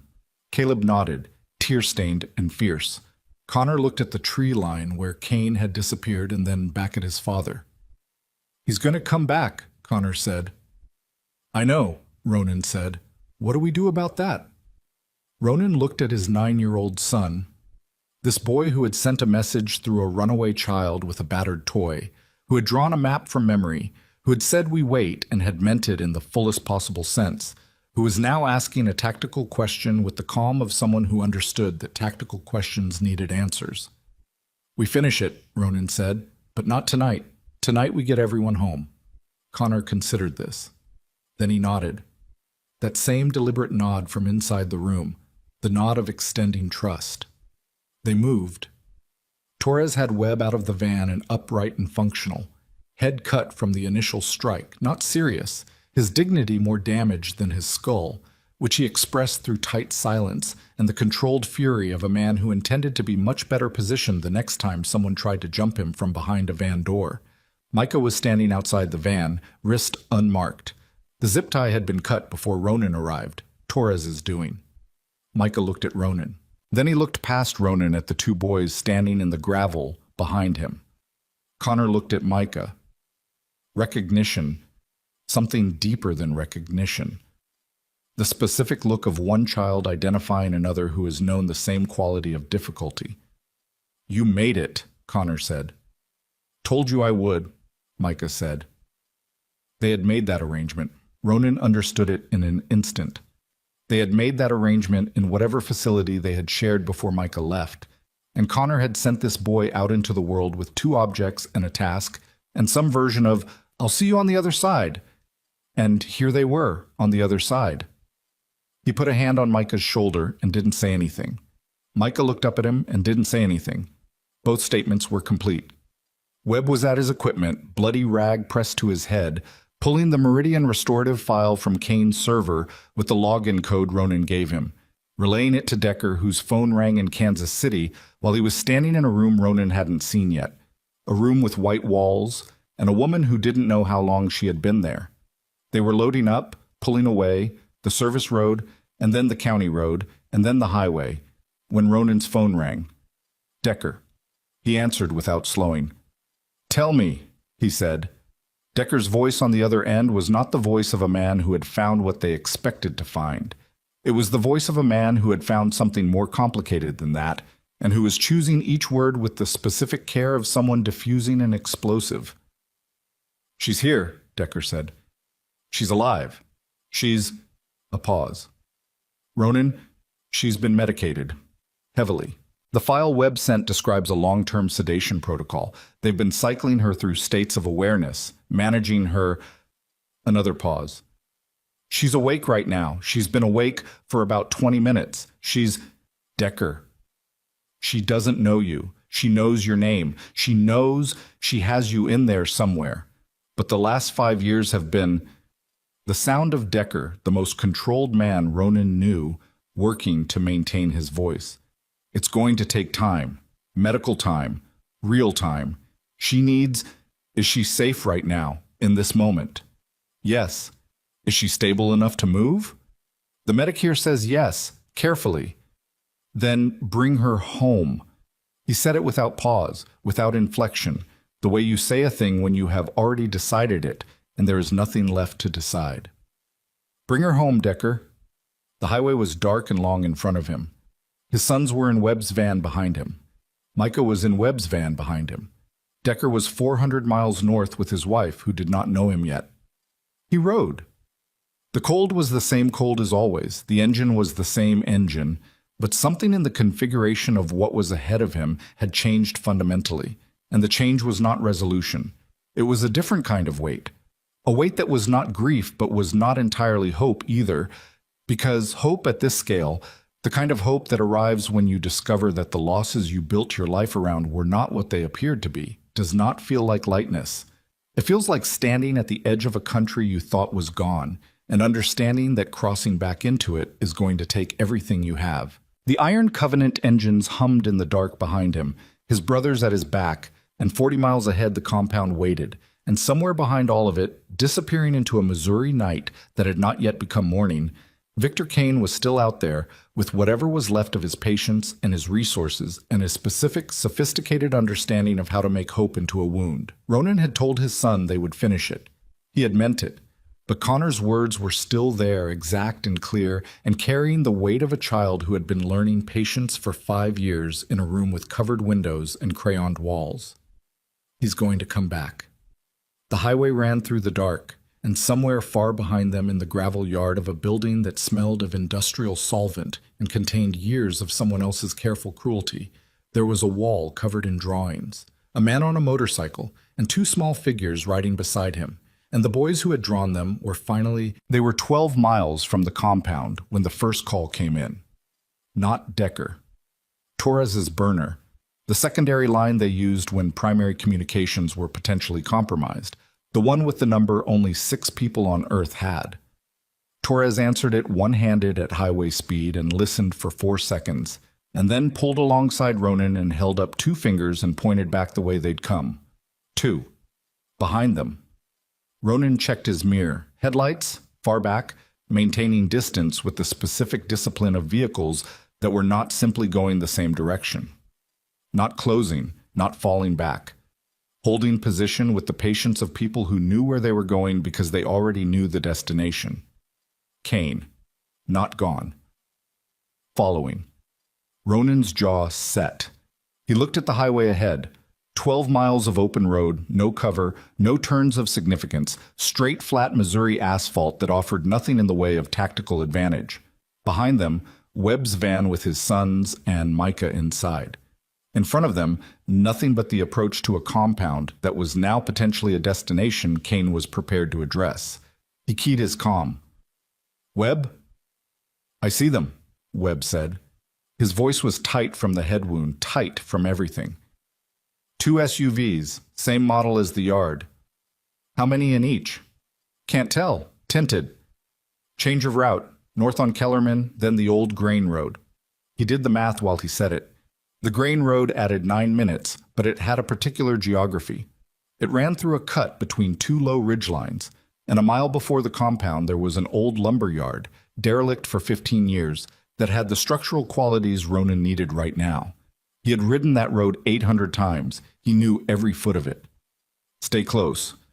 Torres had heard. Priest had heard. The 3 bikes shifted their formation, pulling tighter around the van, and at the Kellerman turnoff, they banked left in a coordinated sweep that made them briefly visible. A deliberate flash of headlights in the following vehicle's line of sight. Let them see the turn. Let them commit to following. The grain road was darker, trees on both sides, the branches meeting overhead in places, and the headlights punched into it, and the cold air came off the fields in waves that hit the face like thrown water. Ronan felt his eyes stream in the wind. He didn't blink. 12 years of riding in conditions that would have stopped most people had burned the impulse to blink out of him. He keyed the comm again. "Compound. Dax, you copy?"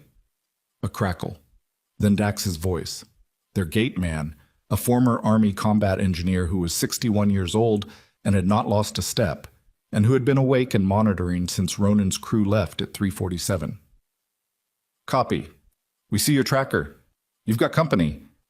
2 vehicles, Kane's people. I need the lumberyard gate open, and I need Gallo and Hendricks on the ridge with whatever Gallo thinks is appropriate. A pause. Gallo's going to want to know how appropriate we're talking. Tell him use his judgment. Another pause. He's smiling. That's either good or very bad. Story of his life. Ronan checked his mirror. The two SUVs had made the turn, committed. We've got about 6 minutes. Get everyone not essential to defense into the back building and lock it down. My sons and the boy go in there the moment the van clears the gate. Webb with them. Copy that, Ronan. He put the phone away and rode. The lumber yard appeared on the left exactly where it always appeared.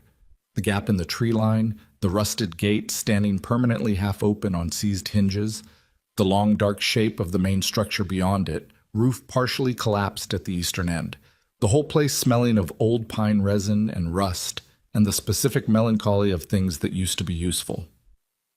There was a second entrance at the back of the yard that connected to the compound's service road, and that connection was the reason Ronan had been using this road for 7 years, and the reason he was using it now. He pulled in. Priest and Torres came in behind him. Webb's van cleared the gate, and the van's taillights threw the interior of the lumber yard in brief red as it continued through to the back exit, his sons inside it moving toward the compound, moving toward Dax, who would have the back building unlocked and lit and would personally stand in front of it if that was what was required. Ronan killed his engine. Priest and Torres killed theirs. The silence was sudden and absolute, the way silence always is after a long ride, when the road noise drops away and the world recalibrates. Ronan could hear his own heartbeat. He could hear the wind in the collapsed roof section. He could hear, faintly and getting less faint, the engines of the two SUVs on the grain road, slowing, because they had seen the bikes turn in and were processing what that meant. Processing time was the variable Ronan was counting on. Men who had been following rather than leading were always a half-second slower when the thing they were following stopped. He had used that half-second before. Torres, he said quietly, east side. Priest, take the structure. I'm at the gate. They moved. No further discussion. The lumberyard was familiar enough to Torres and Priest from previous use that they needed no orientation. Priest went for the main structure's side door with the silent footwork he always used, and Torres circled east behind the equipment sheds that lined the yard's interior perimeter. Ronan stayed at the gate. The first SUV pulled up, stopped, engine running. The headlights were in Ronan's face, and he didn't move out of them, didn't raise a hand to shield his eyes, just stood there in the gate opening with the darkness of the yard behind him, and let the lights find him and hold him. The driver's door opened. A man got out. He was built like a defensive lineman and moved like someone who had trained extensively and was not accustomed to being the person who stopped moving first. He put himself in front of the headlights 20 feet from Ronan and said nothing. The second SUV had stopped 10 yards back. No one got out of it. Long way from Kansas City, Ronan said. The man studied him. We're here to finish a conversation. Kane sent 2 vehicles to finish a conversation. Kane sent 2 vehicles because he thought you might not want to keep talking. He was right, Ronan said. What happened in the following 4 seconds was not precisely planned, in the sense that no sequence of events at this velocity can be planned with precision. What it was prepared for. There is a difference. Planning is intellectual. Preparation is physical, neurological. The body's accumulated understanding of cause and effect in situations where the margin between those two things is measured in fractions. The ridge to the north of the lumber yard was not visible from the gate. Gallo, who was 54 years old and had spent 8 years as a Marine Scout sniper before a career transition that he described only as consulting and that had taken him to 6 countries Ronan had also been in at various points, was on that ridge. He had been on it for 4 minutes. He had used those 4 minutes the way he always used time, efficiently and without complaint. The first shot took out the lead SUV's front left tire. The second took out the right, not the vehicle, not the personnel, the vehicle's ability to leave quickly. Gallo used what was appropriate. That had always been his particular gift. The sound of 2 high-caliber impacts on rubber at close range in a confined space is not subtle. The lead SUV lurched and dropped, and the man in front of it spun toward the sound with the reactive speed of someone trained to respond to incoming, and that half-second rotation was the one Ronan used. He covered the 20 feet between them in a time he could not have measured and wouldn't have tried to. What followed was not elegant. It was not the choreographed violence of films where participants take turns and maintain spatial courtesy. It was close and heavy, and operating on the specific physics of two people who both knew what they were doing in immediate proximity, which means it was ugly and brief and decided by the accumulation of small advantages rather than any single decisive action. Ronan had 30 pounds less than this man and 6 more years of reasons, and reasons in Ronan's experience were worth more than pounds when the arithmetic got tight. The man went down, not out, down, controlled, Ronan's knee on his back and his arm in a configuration that communicated the cost of further movement clearly enough that further movement did not occur. Torres had come out of the east side on the second SUV's doors before the occupants had fully processed what was happening to the first vehicle, and Priest had emerged from the structure's shadow at the second SUV's rear, and the men who came out of that vehicle came out into a situation that offered them, after a rapid assessment, very limited options. They were professionals. Professional enough to recognize when the tactical landscape had shifted decisively enough that continuing to contest it was simply destruction for its own sake. They made the calculation that professionals make, and they put their hands where Priest indicated hands should go, and the lumberyard was quiet again except for the sound of the collapsed roof section settling in the wind. Ronan stood up. His left arm was going to have a significant bruise along the forearm from the block he'd taken in the first 10 seconds. His right knee was wet. He had hit the concrete hard on the takedown. He became aware of these things now in the way you become aware of damage after the moment of accumulation, when the body's emergency systems step aside and let the accounting begin. He looked at the 5 men now secured at various points in the lumberyard. Professional. Well-equipped. Not talking. He pulled out his phone and called Kane. It rang 4 times. The voicemail greeting was automated, not personal. He called again. On the 3rd attempt, Kane answered. "Your people are in my lumberyard," Ronan said. "They're uncomfortable, but they're alive. This is the last call I'm going to make to this number. What comes after this call is not going to be a phone conversation, and you understand what that means better than most people." He paused. "I want my wife's complete medical file. Everything Meridian Restorative has on her treatment and her condition and what she's going to need to recover. I want it on a drive, and I want the drive at the compound gate by 7 a.m. In exchange, your people walk away from the lumberyard." Silence on the line. "Kane." "You understand," Kane said, "that this doesn't end here." "No," Ronan said, "it doesn't. But tonight it pauses, and you get your people back, and I get what my wife needs to get better. That's the exchange. It's a reasonable exchange." He kept his voice completely flat. "The alternative is I stop making reasonable exchanges." Another silence. Longer. 7 a.m., Kane said. The line went dead. Ronan stood in the lumberyard with the phone in his hand and his knee bleeding through his jeans, and the cold working into the bruise on his forearm, and 5 of Kane's men zip-tied in various configurations, and he breathed, in and out, slow. Priest came and stood next to him, looked at his arm, looked at his knee, made no comment about either. "He'll send the drive," Priest said. "Probably. And then? And then we deal with, and then." Ronan put the phone back in his pocket. "Tonight we get home." They left Kane's people in the lumberyard with zip ties that were uncomfortable but not dangerous, the keys to the undamaged SUV left in its ignition as a courtesy, and rode the service road back to the compound. The eastern sky was beginning to differentiate. Not light yet, but the particular quality of dark that comes just before light, when the black starts to separate into the colors it's been concealing. The compound gate opened as they approached. Dax was at the gate, and the expression on his 61-year-old face, which had seen many things in many contexts, was one Ronan had not seen there before. Something careful and large. "They're in the back building," Dax said. "Your boys." He paused. "Micah. Webb's got ice on his head, and he's going to be fine, and he won't stop telling everyone he's fine, so—" A pause. "And Decker called. They're 20 minutes out." Ronan stopped walking. Decker. 20 minutes. Which meant, she's in the van, he said. Medical transport. Decker hired a nurse from the overnight clinic in Kansas City. Woman named Park. Said she's the best at this kind of, at helping people who've been medicated long-term come back to themselves. Said it takes time. Said the woman will know things and not know things, and it'll be... Dax stopped. He was not a man who reached for language often, and when he did and came up short, it was because the thing he was reaching for was genuinely beyond the available vocabulary. She said, be patient. That's what the nurse said. She said, be patient and don't rush it and let her find her way back. Ronan stood at the compound gate in the last dark before dawn and felt the weight of 20 minutes like a physical object. The boys, he said. Are they... They're fed. They're warm. Dax's voice dropped slightly.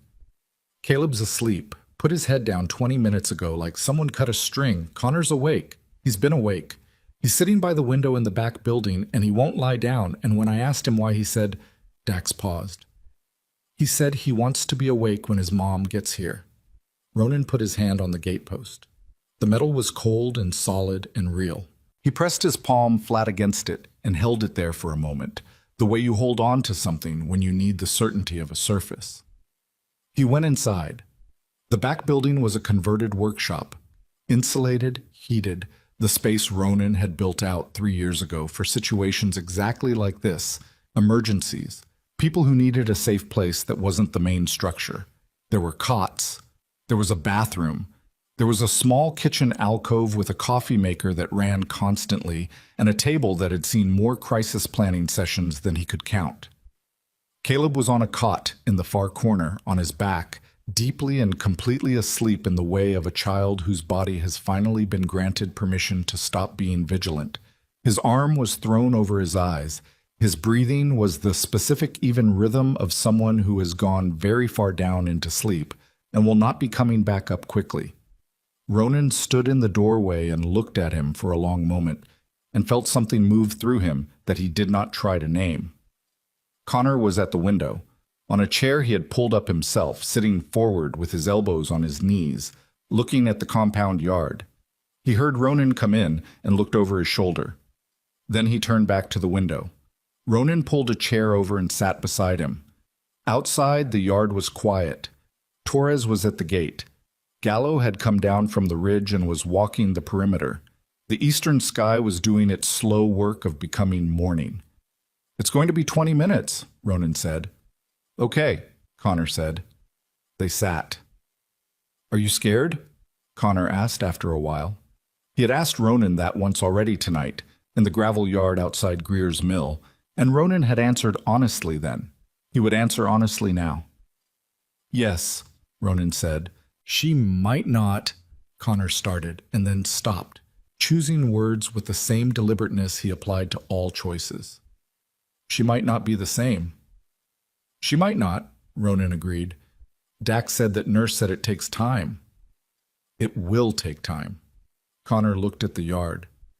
We have time now, he said, with the simple, devastating accuracy of a 9-year-old who has spent 5 years in rooms where time was what was being taken from him. We have time now.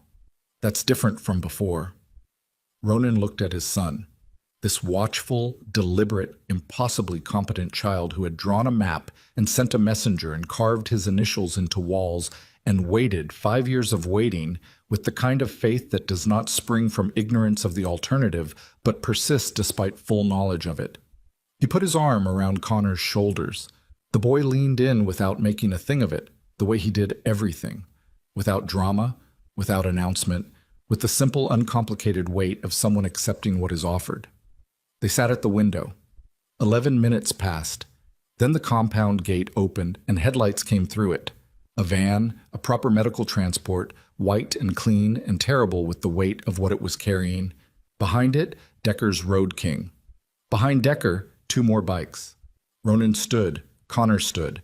He reached out and took Ronan's hand, not with the grip of a frightened child, but with the grip of someone who is present and ready and offering rather than seeking. The hand of his son, real and warm. The van stopped in the yard.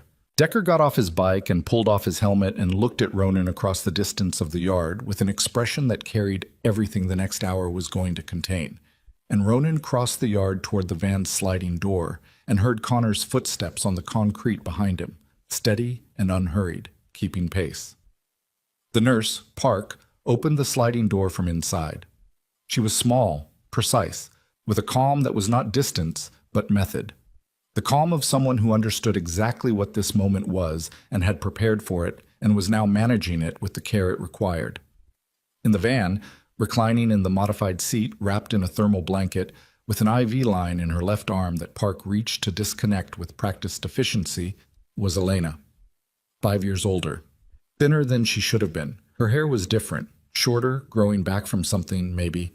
Her face carried the particular softness of someone emerging from a long fog, the edges slightly unfocused, the eyes working to calibrate to a reality they had not been permitted to fully inhabit for a very long time. She looked at Ronan, and something happened in her face. Not recognition exactly, not the clean reunion of films, not the Hollywood moment of instant restoration. Something more difficult and more real than that. A working, a searching. Like a person in a darkened room who hears a voice they know but cannot yet place, standing still and listening, trying to find the source. Ronan, she said. His name in her voice after 5 years was the most specific sound he had ever heard. He stepped up into the van. He sat beside her. He took her hand very carefully, the way you take the hand of someone who has been somewhere that touching was not safe, giving her every opportunity to pull away, offering it without insisting. She did not pull away. She looked at their joined hands. She looked at his face. She was working. He could see her working, feel her working through the hand in his, the pressure of it increasing slightly as things clarified beneath the fog. "There's something," she said. She stopped, her face creased. "There's something She pressed her free hand to her forehead. "I'm trying to—" "Take your time," he said. His voice was wrecked again. He didn't try to fix it. She lowered her hand from her forehead and looked past him, at the van's open door, at the compound yard, at the figure standing in the doorway of the back building, watching, at the careful stillness of a 9-year-old boy who had learned that important things were worth waiting for. Elena's breath caught. It was a small sound, almost nothing, but it contained 5 years of a particular kind of grief that had been locked away and chemically suppressed and kept from becoming anything by the deliberate, patient cruelty of a man who had understood that hope was the most precise weapon available to him. She reached toward the door with her free hand. The IV line was already gone, Park had removed it, and her arm was free and she reached, and Ronan helped her, and Connor came across the yard with the same unhurried, deliberate pace he always used, the pace of someone who knows where they're going and has decided nothing is going to rush them toward it. He put his hand in hers. She made a sound that was not a word. She pulled him towards her, and he let himself be pulled, and his face went against her shoulder, and behind him Caleb had appeared in the back building doorway. He had heard something had reached down into even that deep sleep and woken him, the way certain sounds do, the ones your nervous system has been waiting for regardless of how deeply you go. And Caleb was crossing the yard now, not with Connor's deliberateness, but with Caleb's own particular quality of total commitment, running the last 10 yards. Ronan got out of the van to make room and stood in the compound yard in the first gray light of the morning with his brothers around him and the sounds coming from the van and the dawn coming up cold and pale over the ridge line. Decker came and stood beside him. Neither of them spoke for a long moment. "The drive," Ronan said finally. "Kane will send it," Decker said. "Like you said, the exchange makes sense for him. And then he comes back." "Yes." Decker didn't qualify it. "He comes back." Ronan looked at the dawn. "We're going to need to go at this differently," he said. "The legal case, the audit, all the material Webb's been pulling. We do it right. We do it with documentation, and we do it with people who can't be retired or transferred." He paused. "And while we're doing that, we stay ready," Decker said. "We stay ready." Decker was quiet for a moment. Then, "How do you want to handle Kane himself?" Ronan looked at the van, at his family inside it, at Micah standing in the back building doorway, watching everything with those dark, patient eyes. I want him to spend the rest of his life knowing that everything he tried to erase is still here, Ronan said. I want him to know that's what he accomplished. That's what 5 years of planning and resources and patience got him. He paused. I want that to be the thing that costs him the most, because it'll cost him more than anything I could do to him directly, and he's smart enough to know that. Decker absorbed this. That's a long game. Yeah, Ronan said. It is. The yard was brightening. The sodium lights had clicked off automatically, the photocell sensors responding to the growing daylight.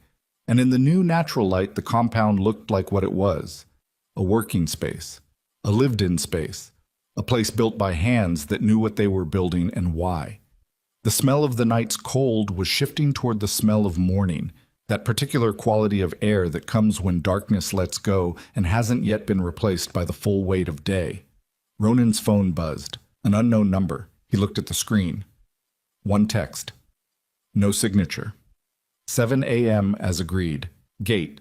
Below it, a second message, 2 lines, sent 3 seconds after the first. The files on her condition are complete.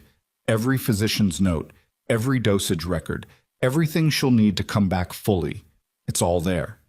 And then, after another pause, a third and final message from the same number. She was never supposed to be the one who suffered most. That was a miscalculation. I acknowledge it.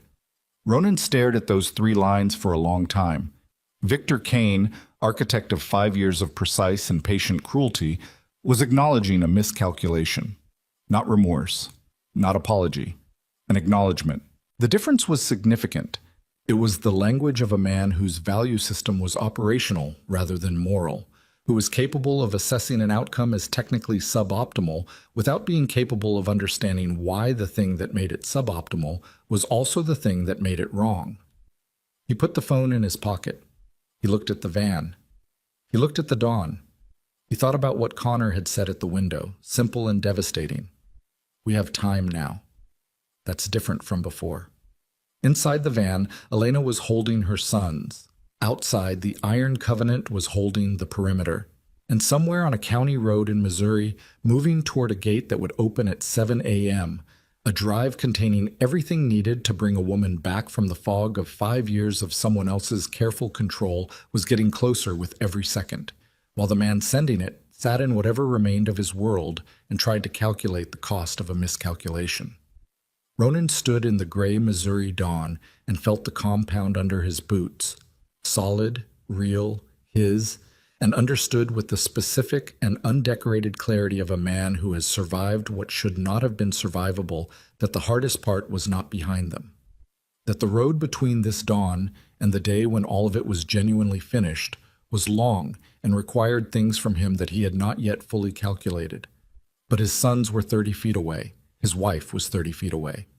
And the boy who had walked 7 weeks through an American November to deliver a battered toy motorcycle to a man visiting the wrong graves was standing in the back building doorway watching him with dark, steady eyes that had already decided to trust whatever came next. Ronan Voss breathed in the cold morning air and held it for a moment in his lungs. Then Torres called from the gate, his voice carrying clean across the compound yard. 2 words, and the meaning of those 2 words was everything and nothing. And the beginning of whatever was going to have to be built from this point forward, stone by stone, what day by drives at the gate. Torres's 2 words crossed the compound yard, clean and flat in the cold morning air, and Ronan moved. The drive was in a padded envelope, no markings, zip-tied to the fence post exactly where the listening device had been. Whoever Kane sent had not lingered. The service road was empty in both directions. The sky to the east had gone from gray to the particular pale gold that precedes full sunrise, and the trees along the ridgeline were beginning to separate into individual shapes rather than a single dark mass. Ronan took the envelope inside without opening it. He gave it to Webb, who had ice on his head and coffee in his hand, and the focused expression of a man channeling everything uncomfortable about the last 12 hours into something productive. Webb opened it, pulled the drive, plugged it in, and began going through it while Ronan stood behind him and read over his shoulder in silence. The files were complete. More than complete. Every dosage. Every physician's note. Every recorded observation made over 56 months of what the files described clinically as long-term maintenance sedation protocol, and what Ronan read as 56 months of someone making deliberate choices about how conscious his wife was permitted to be on any given day. The precision of the record-keeping was its own particular horror. The same meticulous professionalism that had gone into everything else Kane had built applied here to this. He read it all. He did not look away from any of it. When he finished, he stepped back from Webb's table and stood with his hands at his sides and breathed for 30 seconds. Just breathed, letting the information settle into its permanent place in the architecture of what he knew. Then he said, "Forward everything to Dr. Park. All of it." "Already sending," Webb said quietly. Ronan went back outside. The compound in the early morning had a specific quality he had always valued without ever quite articulating. The way it held the people inside it, the walls and the gate and the structure of it, the decade of labor that had gone into making it what it was. It had been built as a place for men who needed somewhere solid to stand after the ground they'd spent their lives on had been pulled from under them. It had never been built for what it was holding right now, but it turned out to be adequate to the task. Places built with real intent usually were. He found Elena sitting on the low bench outside the back building with Dr. Park beside her, and a blanket over her shoulders and a mug of coffee in both hands. The boys were inside. He could hear Caleb's voice through the open door, talking to Dax about something with the recovering energy of a child who had slept and eaten and was beginning to remember that the world contained things other than fear. Connor was visible through the window, still at his post, still watchful, though the watchfulness had changed in quality. Less guard, more witness. Elena looked up when Ronan approached. Her eyes were clearer than they had been in the van. Dr. Park had explained this would happen in increments, the fog lifting in layers over days and weeks, the chemistry of it gradual and not always linear. But this morning, in this light, there was more of her present than there had been an hour ago, and the trajectory of that was its own kind of relief. He sat beside her on the bench.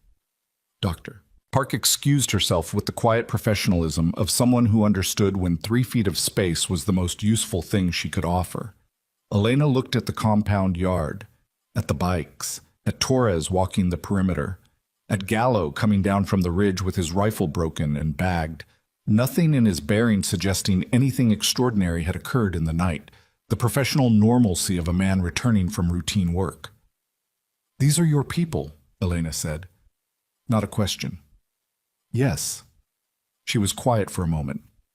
"I remember you talking about starting something, before." She pressed her lips together, working. "I remember thinking it was... I remember being afraid you'd disappear into it, whatever it was, that it would be another way of staying gone." "I know," Ronan said. "I was wrong about that part."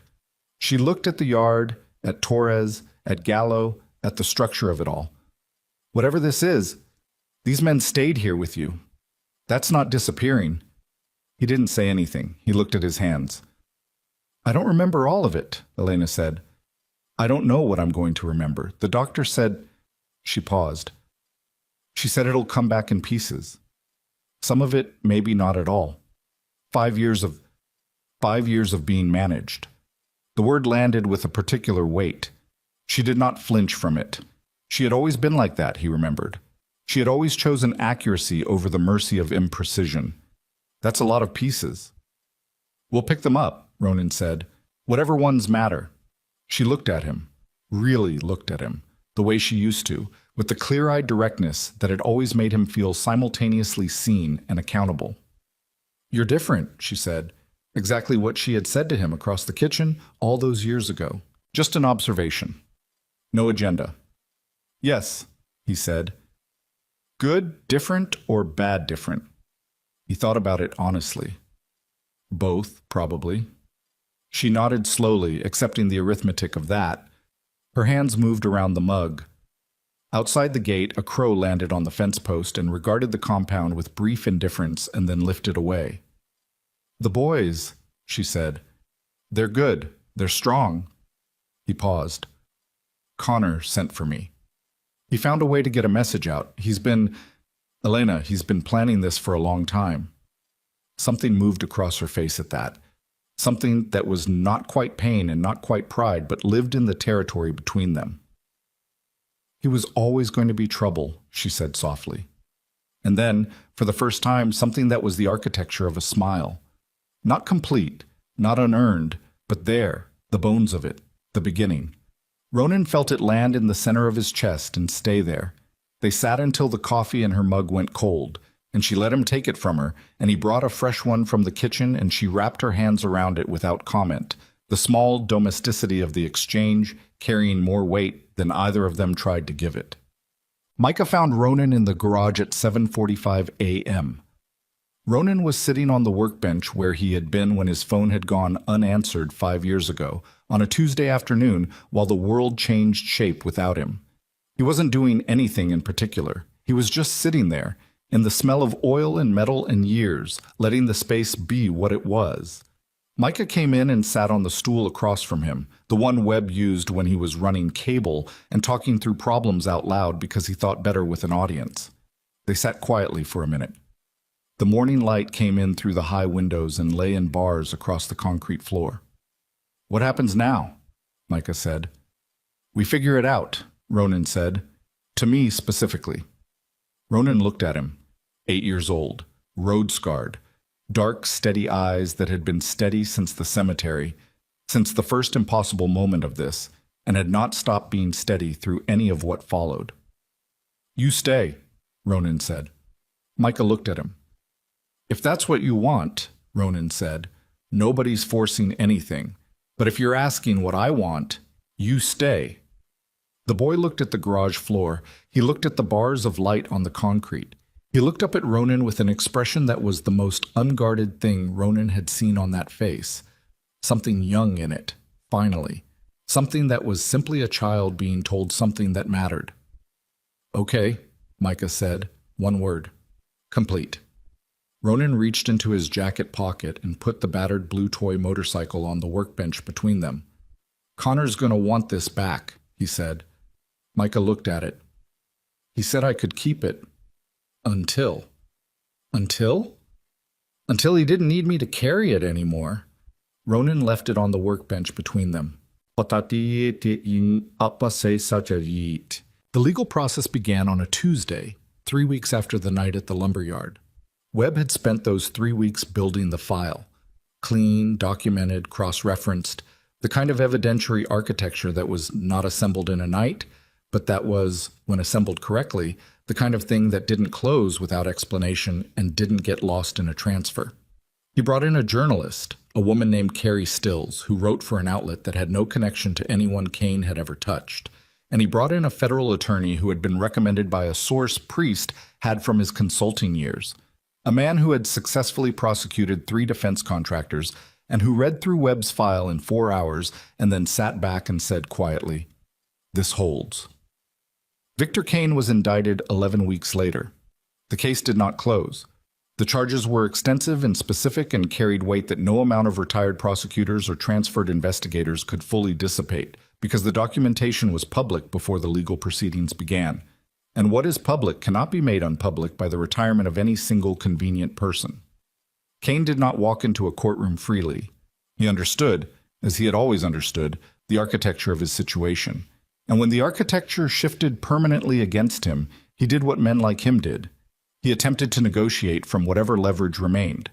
He found that less leverage remained than he had calculated. Sometimes miscalculations compound. Ronan did not attend the proceedings. He was not asked to, and he did not offer. He had said what needed to be said through Webb's documentation and through the testimony of the men Kane had employed who had, in the end, made calculations of their own about what their loyalty was worth against what they were being offered in exchange for their cooperation. Professional men made professional decisions. That had always been true. He heard the outcome from Decker, on the phone, in the garage, on a morning in late February when the temperature had risen enough that the gravel in the compound yard had thawed and you could smell the earth under it again. He thanked Decker and ended the call and sat with it for a while. Then he went inside. Pulp. The twins had been enrolled in school in Denton's Creek under their real names, with documentation that Webb had navigated through a process Ronan had not asked to understand in detail. The first week had been difficult in the specific ways that any child's re-entry into the ordinary world is difficult after an extended time outside of it. The noise, the social architecture, the requirement to perform normalcy in front of strangers. Caleb had managed it with his characteristic total commitment, throwing himself at the difficulty the way he threw himself at everything. Connor had observed the situation carefully for 2 days and then integrated with the quiet efficiency of someone who had been studying how things worked for a long time and was now applying the analysis. Their teacher called Ronan in the 3rd week. She said she wasn't sure what the boys had been through and she wasn't going to ask, but she wanted him to know that they were both exceptional and that Connor had helped a younger student navigate the lunch line on day 4 without being asked to and without making anything of it, just done it and moved on, and that she thought he should know. Ronan thanked her and drove home and sat in the compound yard on the low bench where Elena had drunk her first cup of coffee in full daylight and thought about a 9-year-old boy quietly helping a smaller child find their way through an unfamiliar room, and the thinking of it was enough. Elena's recovery was not linear, as Dr. Park had promised it would not be. There were mornings that were clear and evenings that were not. Days when she was fully herself, and days when the fog came back partially, and she sat with it patiently, the way she sat with everything, with the unflinching accuracy that had always been the most essential thing about her. She and Ronan rebuilt their understanding of each other in the particular way that people rebuild after long separation, not by pretending the gap didn't exist, but by standing at its edge and describing what they could see from their respective sides, and trusting that the description was enough to begin crossing toward each other. It was enough. Some days it was more than enough. Micah started school 3 weeks after the twins. He was placed in a grade that matched his age rather than the gaps in his education, because the gaps were considerable and a different placement would have made them permanent. He did not complain about this.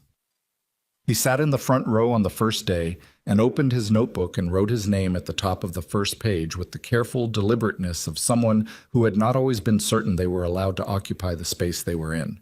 He wrote Micah Voss and underlined it once. Nobody had told him to do that. He had decided.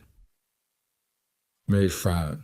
On the first Saturday in March, Ronan took the boys out to the garage, and they worked on a small bike, a 125 cubic centimeter learner that Torres had found, running but rough, in need of the kind of attentive mechanical work that is both practical and, in the doing of it, something else entirely. He did not rush it. He handed tools and explained what each one did, and let them figure out where the parts went with minimal guidance, intervening only when the intervention was necessary. Caleb narrated everything he did as he did it, a continuous stream of commentary and question and observation that filled the garage with a kind of noise that was, after 5 years of absolute silence on the subject of what his children's voices sounded like in an ordinary moment, almost too much to hold. Connor worked quietly, as always. At one point, he looked up from the carburetor he had been patiently disassembling and said without preamble, "I'm not scared of him anymore." Ronan looked at him. He did not ask who he meant. "Okay," he said. "I just wanted to say it out loud," Connor said. "So it was real." "It's real," Ronan said. Connor nodded and went back to the carburetor. Micah was on the stool in the corner with a manual in his lap, reading, because Micah's instinct in any unfamiliar situation was to find the documentation first and study it before committing to action. He had been that way since the cemetery. Ronan suspected he had been that way his entire life. The morning light came through the high windows, the smell of oil and metal and coffee from the pot on the shelf, the sound of Caleb's voice and the occasional clatter of a tool, and the specific silence of people working together in a space that had been built for exactly this. Not for the mechanical work, though the mechanical work was real, but for the being together that the work made possible. Later, when the bikes rolled out of the compound gate in the March morning, not all of them, just Ronan and Decker and Torres and Priest, a short run, an hour maybe, the county road and back, the sound of the engines was the sound it had always been, reliable, purposeful. The sound of men who knew where they were going, not because the destination was certain, but because the direction was. Elena stood at the gate with the boys and watched them go. Caleb waved with both arms. Connor stood with his hands in his pockets and watched until the bikes disappeared around the first bend And then he looked at his mother, and she looked at him. And some understanding passed between them that needed no translation. Micah stood beside them both and watched the road where the sound still lingered in the cold air, thinning, carrying further than it had any reason to before finally becoming something indistinguishable from the morning itself. Wind and distance and the ordinary ongoing fact of a world that had been, against considerable odds, convinced to hold a little more warmth than it had before. The gate was still open. It stayed open.